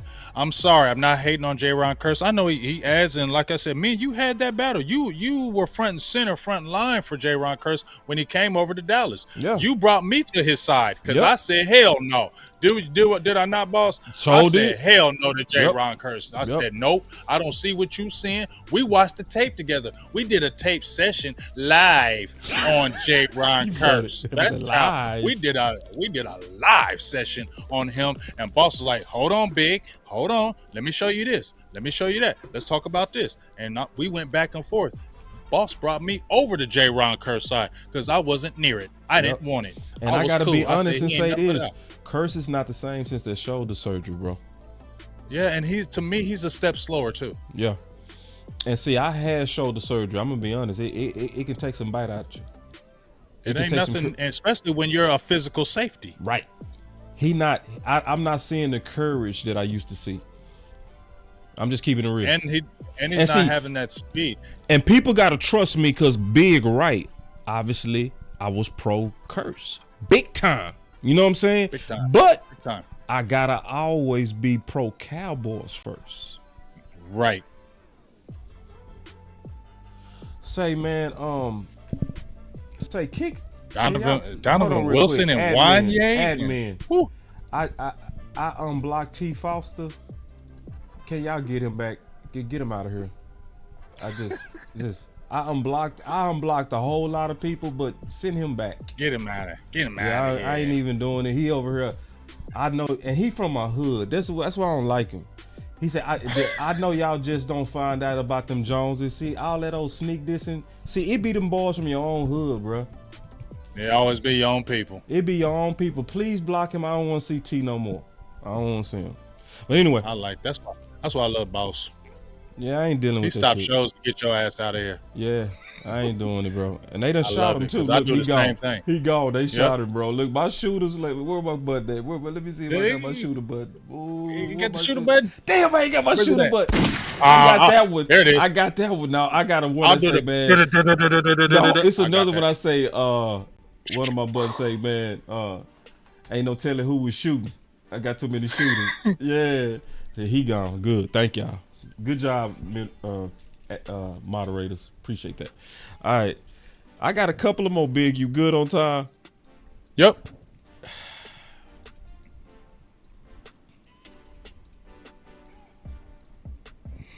Ooh-wee. You want no in there? I want. You want no in there? I want Izzy in there. That's cool. I want to see somebody. I want Izzy in there. You can't have. Let me make the case for Noah though. Go ahead. Can I make the case? Go ahead. Make the case. Make the case. You made a trade for Noah for a second rounder, and you did it when Kelvin Joseph was playing good. Kelvin Joseph had a good preseason. So if you got rid of a guy that had a good preseason, then that should mean that the guy that you traded for should be of equal value, right? So we also saw last year you guys test those corners. You would acquire a corner and let them play. Why we not doing that this year? You see what I'm saying? Why we not doing that? Like he was a former first. We should at least see him play the nickel or the outside. You know, especially when Jordan Lewis is coming off his injury and all, and was targeted versus Philly. You know, and it's because we just need to see the competition, not just with Noah, but also to your point with Izzy, big. Yeah, man. I feel you with the Noah. I just want to see it. But you know, he struggled a little bit over there with Miami. So to me, it was an even trade. It was an even trade-off. They just wanted to get. I just feel like they just wanted to get rid of Kelvin Joseph. Not like it's just over with, and let's just figure out something to try to equal what we see. Yeah. So I think that's why they went the Noah route. But I feel like if you're gonna say the draft picks, Stephen Jones, you picked him, you gotta play him. Well, didn't you pick Izzy? Right. So why is he sitting the bench, bro? We were raving about Izzy last year in the slot at 6'4". At 6'4". We were raving like he was balling. He was in the zone. And damn, didn't he have a damn good preseason this year? Yeah. He was picking everything out the sky. We was like, there we go, Izzy. And then he went to nothing. No, man. And you gonna tell me how much? Okay, we already see Deron Bland going ape nuts. We see him going crazy, and then we still got Stephen Gilmore who's being steady. Tell me how you ain't gonna feel good when you got a 6'4" corner that can bang that slot for you. Cause see, it's multiple ways to skin a cat.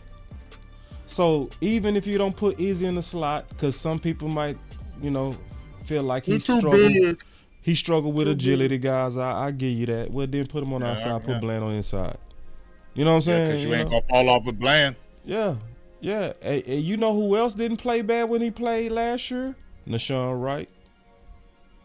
He got good. The thing he about didn't play bad last year, bro.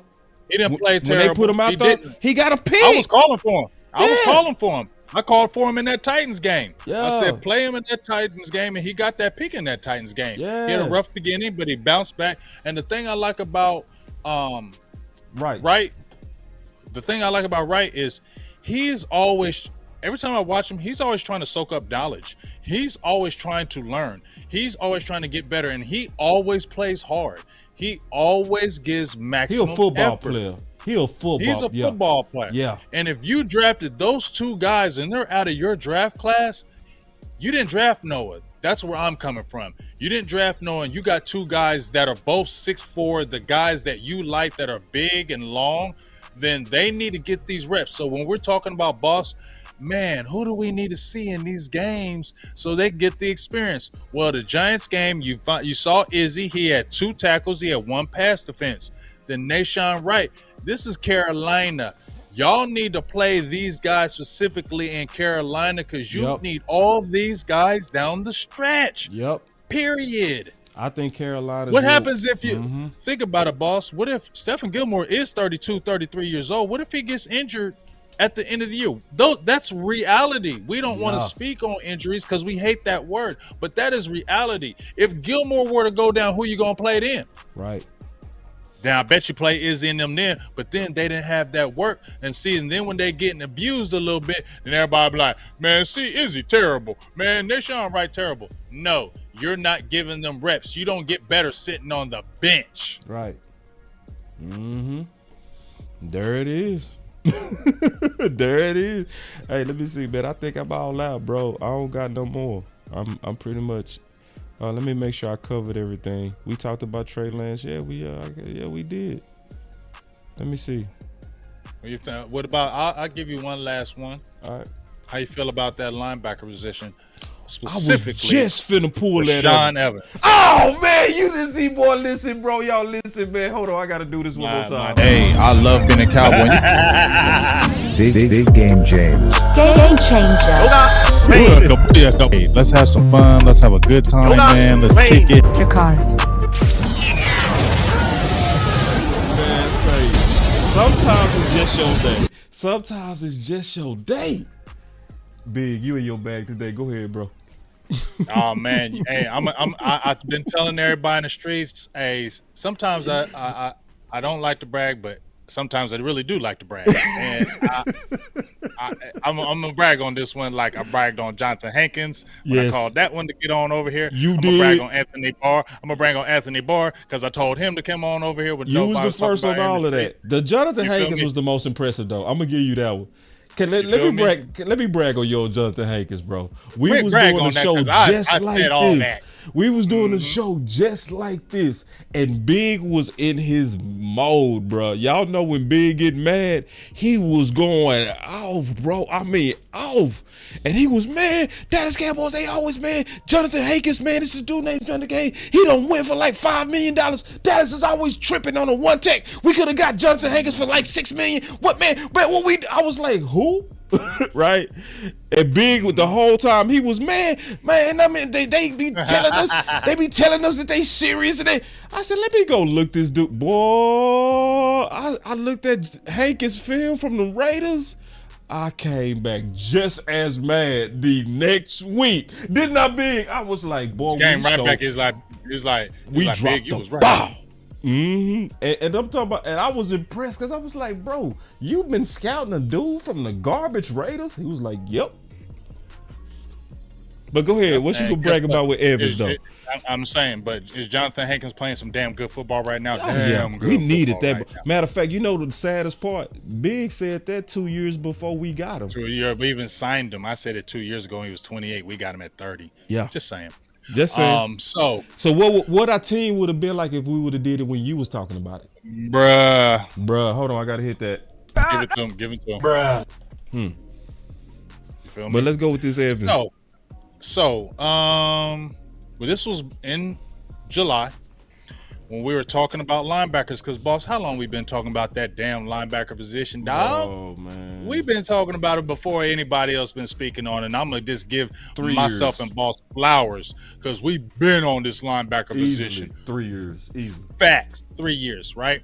So I said, man, LVE, we don't know what Parsons, and then we had, Devin Harper. We didn't know if they was really going to get that shine. So I just started going through linebackers. I just started looking at them, looking at them.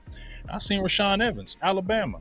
First round draft pick. What? He's sitting out on the sidelines? Let me go look at that career over there. What? Oh, okay. We need run game. We need a run game linebacker. He ain't great in coverage. I don't want him for that. Okay, we got other people for that. We need somebody, a physical linebacker that can come downhill and attack people. I said, this looks like the guy. He had like 150 tackles the year before in Atlanta. First round draft pick, good size, 6'3", 230. Yeah, athletic, can go side. Yeah, we need to go ahead and get that and make that happen. So I made the tweet, boss. I tagged it. I got his stats. I tagged it in July, and I said, hey, this guy is out here on the sidelines, man. Dallas's linebacker, we don't know if it's fully settled. This is a guy you need to look at. I showed his stats. I said, this is a guy you may need to consider maybe down the line if things don't work out, okay? And lo and behold, when LVE went down, I sat there for a second, boss. I ain't gonna lie. I sat there when LVE went down.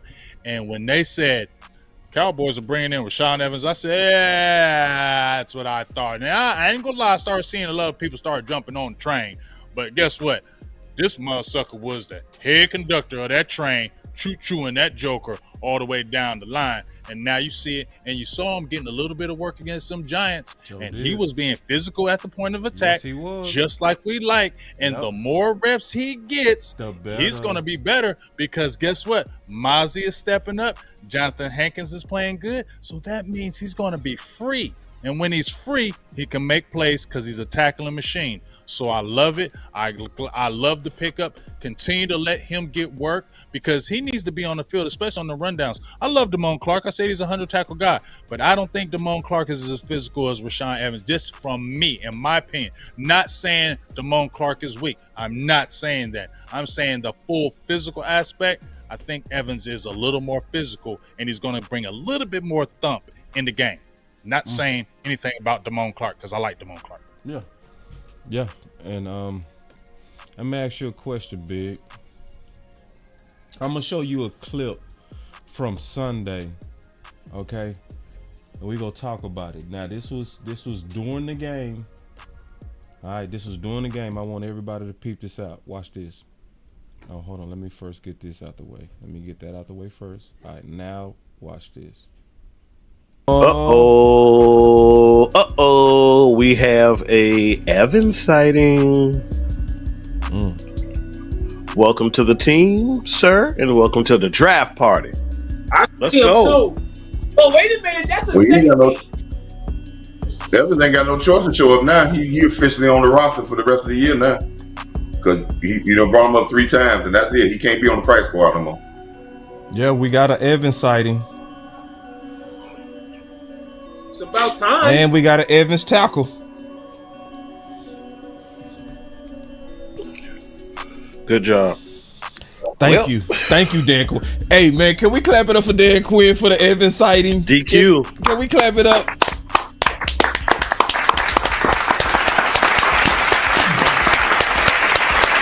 That also means LVE is not coming back, y'all. Oh, wait. Look at boss being the damn Nostradamus in this BI. But it's still sad why I knew. I knew because of the politics. So I said that Sunday, they announced it Monday.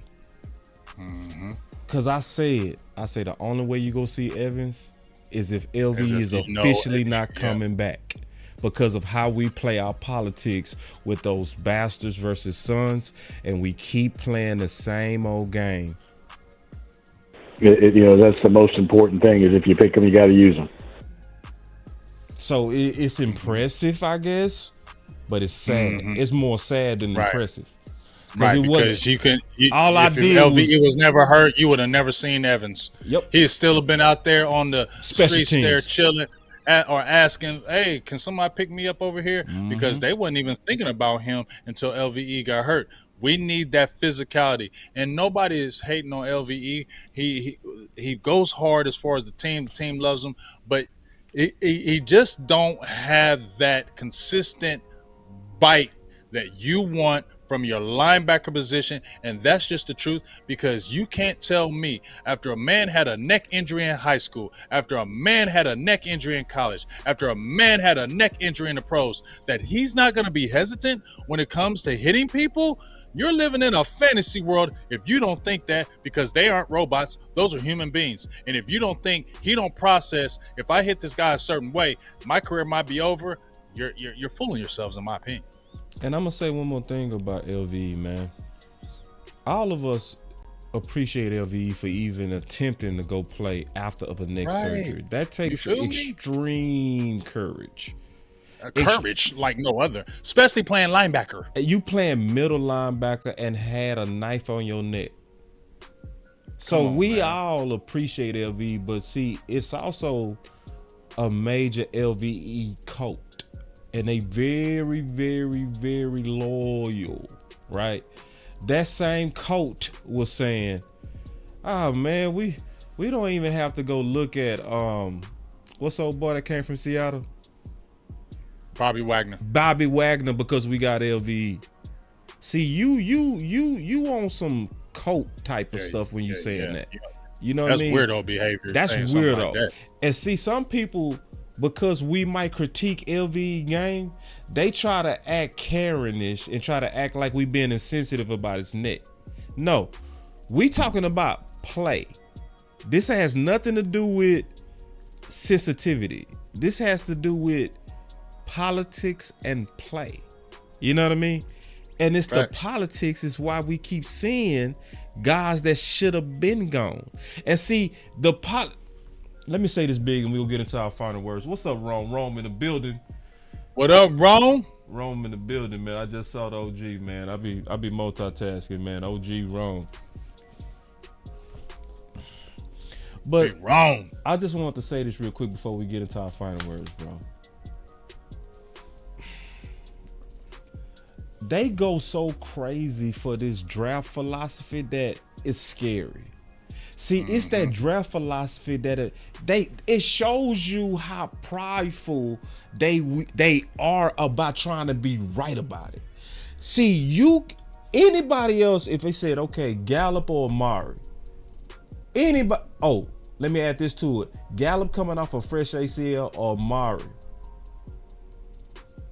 Everybody would have said Amari. We said Gallup. Then everybody would have said, okay, LVE coming off a neck or Harper. Gosh. Or Evans. Oh, that hurt my heart about Harper. He would have been good with us. He would have been balling right now. Right now. He'd have been balling. You don't think he wouldn't have lashed onto that and took that by the reins, bro? You dropped the ball on that one too. Yep. You did. Yep. And then when you say stuff like this, people come for you.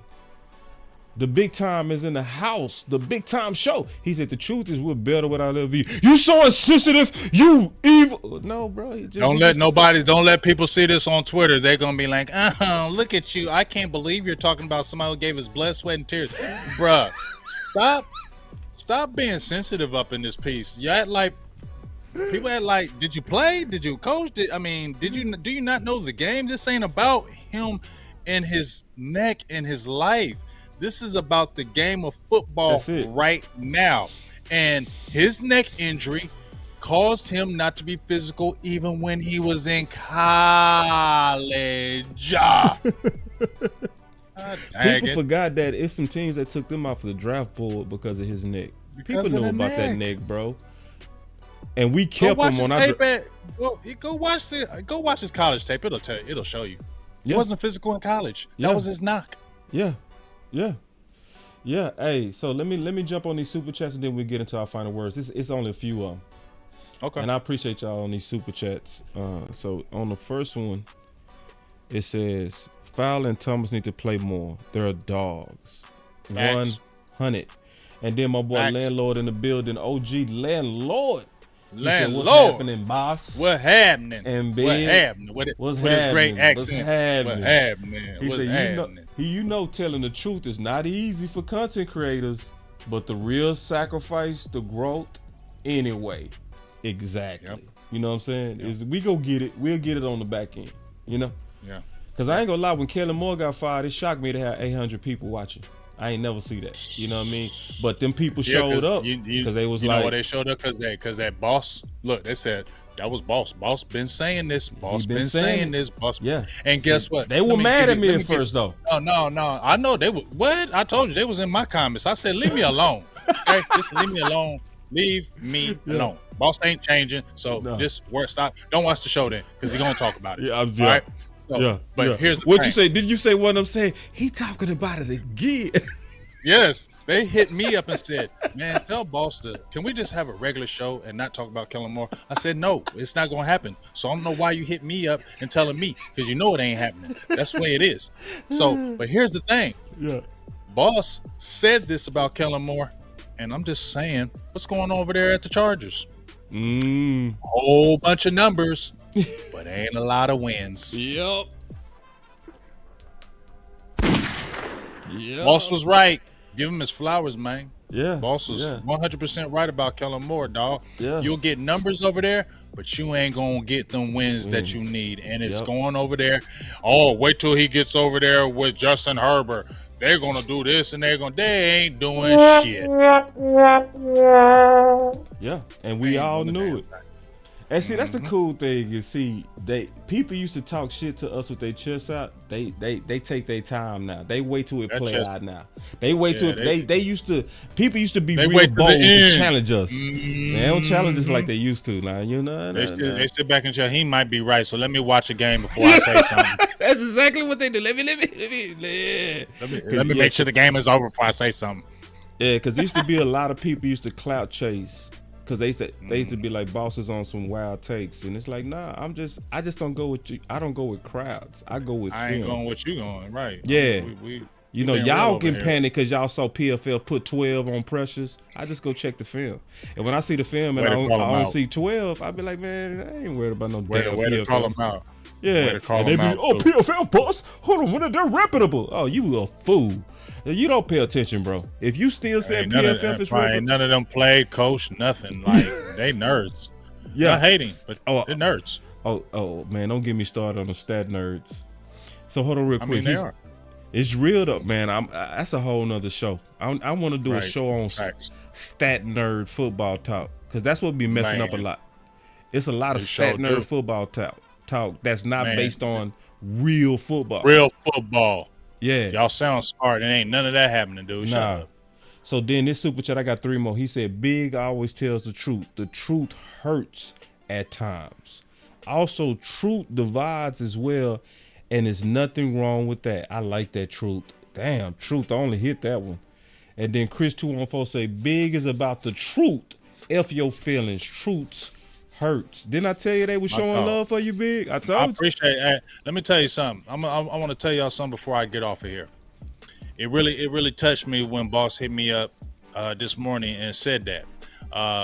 Because my girl, you know, my girl was like, they be wanting you in the chat, but sometimes I ain't gonna keep it real. I'll be like, man, I probably should just chill out today. I want to say this, but I probably should. She like, no, you need to be yourself because that's what they like. Yep. She's like, you say things people are feeling in their hearts, but they don't want to say it. So you're their voice. You are their voice. That's right. You're saying what they want to say, but they don't say it. You're speaking for all those people. They may stay silent, but they're like, yes, say it, Big. I want to say it, but I'm probably gonna get killed. Big don't care. So push it. So she's like, don't change. And you know, she gave me that confidence, you know, too. I mean, she gave me that confidence. Okay, I'm doing the right thing. I'm doing the right. And then you hit me up and say, hey, dog, they was feeling you, and you need to be up in here. So, you know, I just want to tell everybody for the super chats, from the shout outs, man, really means a lot to me. I don't do this for no fame and fortune. I just do this for the truth and the love of my boys. And I can only tell the truth as I know it. I can't pump fake because, like boss said, I can't sleep at night. And I swear to God, that's the truth. It will bother me literally all day. It will bother me all day. It'll eat at my soul because I'm like, I'm not being real, and I never want to do that. So, you know, I just have to say it how I feel it. But as I said, a lot of y'all know the truth of it. Y'all just got to start believing it too. Yeah. And then say it, share it too. And see, let me be transparent, bro. I was feeling last week like, damn, man. I want y'all to. I'm gonna give y'all my heart right now, bro. Give it the heart. We doing heart right now, bro. When I saw CeeDee Lamb having a beg for targets, and it was a contract year. Oh yeah, you was going hard. And I saw Cook not getting his targets, but they was targeting Gallup. And I know me and Big was drinking Kool-Aid at the beginning of the season, bro. Oh my God. I was pissed. I was very angry. And so, and I'm gonna tell you how I really felt, bro. This year, I wanted to believe that we was gonna finally be able to just enjoy this season and just let's prepare for the next opponent. Let's talk about how to beat the next opponent. I didn't want to be negative this year, Big. I'm being honest as fuck, bro. I never want to be negative. I'm being honest as I did not want to, bro. I was like, when I started seeing it, I was like, damn, you got to get your fucking pistol. Now, I ain't even want to shoot at my own team. You know, I done shot up Kellen Moore to death. You know what I mean? I was viewed as negative. I finally get to enjoy this shit this year. And I saw it, and I was like, damn, I got to go to war with my own team. And I was feeling discouraged, bro. And then the Shannon called me, bro. The Shannon, and I'm see, like I called you, I got a call. Real talk. The Shannon called me. I picked up. He said, boss, don't stop. I needed to hear that too. He said, boss, don't stop. He said, I know you saying what you saying for the right reasons. Your voice matter. Everybody hearing it. Keep going. And I needed to hear that. Just like you said. See, people got to understand when we making these stances like this, it ain't easy, bro. Because me and Big want to be like, man, we finna beat these boys. Man, let's go. Man, we want to be that. But when you trying to win, sometimes you got to be like, nah, let me just tell y'all the truth so we can go ahead and win. So, let me get into these final words. I'm going to kick it off. So, I'm excited that we double down today, dog. I'm excited that we got the Big Game James edition, man. You know what I'm saying? My boy, somebody say Big Game James for president. Right on, bro. My boy got a strong voice. He also is extremely talented. And when he start cooking, ain't nobody fucking with him. I'm just saying you that. Like when he really start cooking, bro, I hit his button 5 times today. I hit his button in the first 3 minutes of the show. He came in that hot. And I'm going to also be honest and say this. Every time my boy not in the final word, I can feel it. You know what I'm saying? And we go hard. All of us go hard. You know what I'm saying? We all got confidence in what we do. But this basketball team is so solid. Like, we know each other. You know what I'm saying? It's like, and we know how to feed off the talent that each other have. Mm-hmm. And BGJ, my boy Big Game James, is extra. He's trained in media. So he know how to get to the point. He know how to get your attention. He not go hog the mic. He go be courteous. He not gonna be cutting you off. He not gonna do none of that. And if he cut you off, he gonna say my bag and then get to his point and let you get back to yours. So I just wanted to say, bro, as my final word, Boo Thang was right, bro. Let me hit my own button. On that. Nah, yeah, I'm done with them buttons. Shout out to you, Boo. Boo Thang was right, bro. So shout out to you, Boo Thang, for encouraging my partner to pick up that mic so we can get this good old cooking. And appreciate that, Rome. He said both of y'all goats in this BJG and Boss, man. You too, big dog, and that is no lie. You too, yeah. Rome kill it.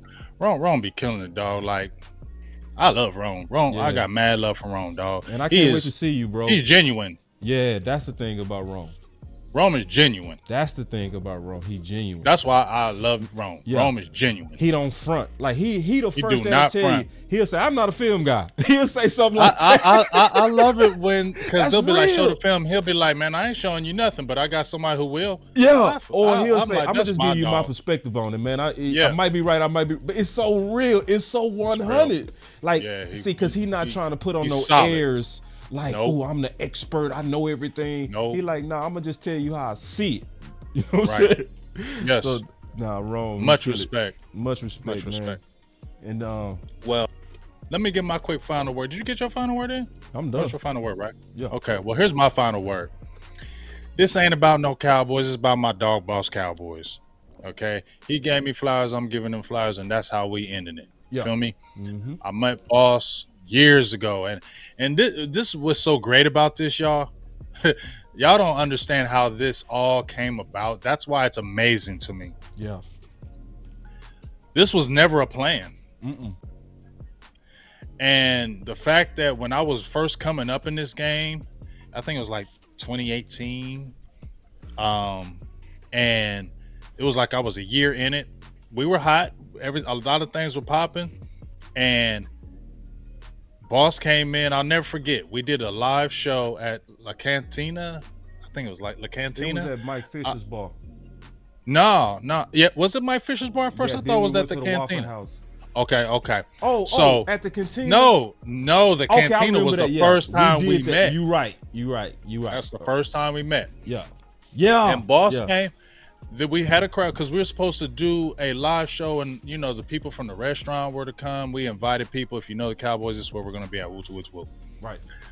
Boss we didn't have a big crowd, but Boss was there. And after I was over, Boss came up to me and said, "Hey man, I just want to come up here and let you know I'm showing support. I respect what you're doing, and I just want to show you I appreciate you."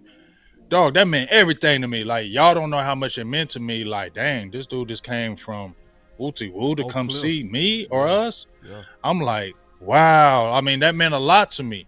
Yeah. And then from there, it just slowly built. Yeah. Like, it just slowly built. Yeah. And we didn't even have plans to do no shows together. Nothing like that, dog. None of that was in the plans. None of that was in the works. Nope.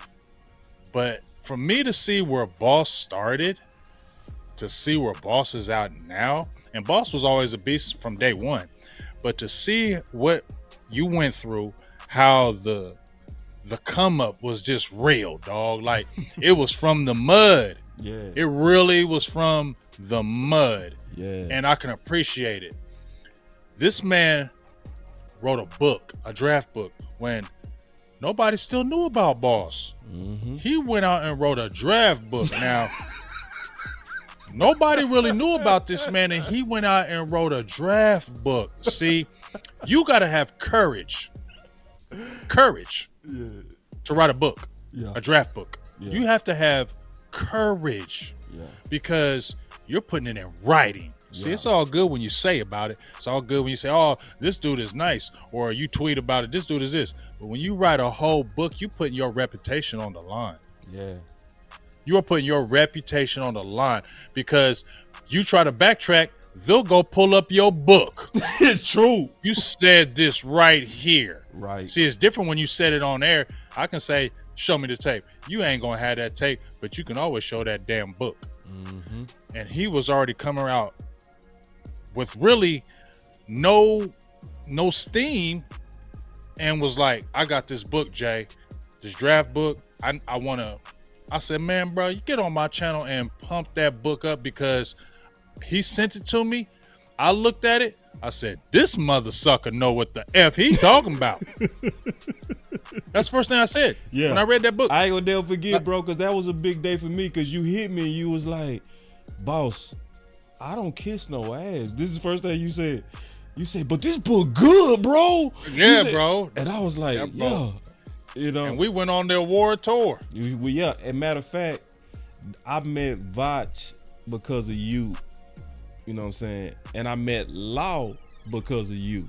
You know what I'm saying? Because I remember telling them, I said, "Hey man, he got this book, dog." Yeah. It's you the laid real it, deal. and I didn't have no channel or nothing. You know No what I'm channel, saying? no nothing. And then Big was like, hey man, we go give you a tour. I'm gonna go reach out to these dudes. And I did a tour, and it started from Big. Like Big started the whole tour, right? So I first did it with Big, then he was like, I'm gonna hook you with Law. It's the first time I did a show with Law. I didn't even know Law. You know what I'm saying? Then you know, Law was like, hey man, you know what I'm saying? I'm gonna see if Vach down with it, and Big reached out, everybody reached out. The first time, and Vach didn't even know me. You know what I'm saying? Nope. Like Vach didn't even know me, so it's, you know, so I see some people be like, Vach don't mess with balls. I was like, Vach did a show with me. He didn't know me, bro. You know what I'm saying? Didn't know it. My first show, I ain't know Vach. You know what I mean? Mm-hmm. He ain't know me. I ain't know him. You know what I'm like, in terms of personal. You know what I mean? So the Big started all that. And then you was doing something with the late night hype. So then you was like, let me reach out to Scott. And that's the first show I did with Scott because of you.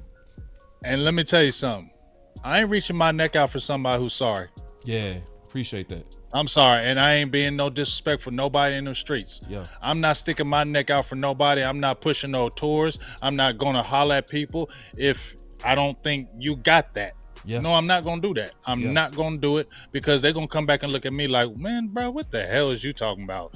No, I'm not gonna do that for just everybody. You gotta really bring it. And the first time I met Boss, and then he showed me the talent, and then the man played for the University of Houston, was a hell dog in Dallas, Oak Cliff, killing fools in the football. You better go read them stats, dog. You better go look up them Dallas papers, and you're gonna see Marcus Smith. Yeah. You understand? Yeah. So not only can he back it up with books, things of that nature, the man played the game at a high level. So respect this man. I love you for life, boss. Me too, I love bro. what you're doing. And you know, even him taking over the show, if you would have saw how we started this and the dynamic when Boss put this together, how he is the point guard like Magic Johnson in his bid is amazing. This motherfucker is always doing triple doubles, period. And that's my final word. Man, let's go, dog.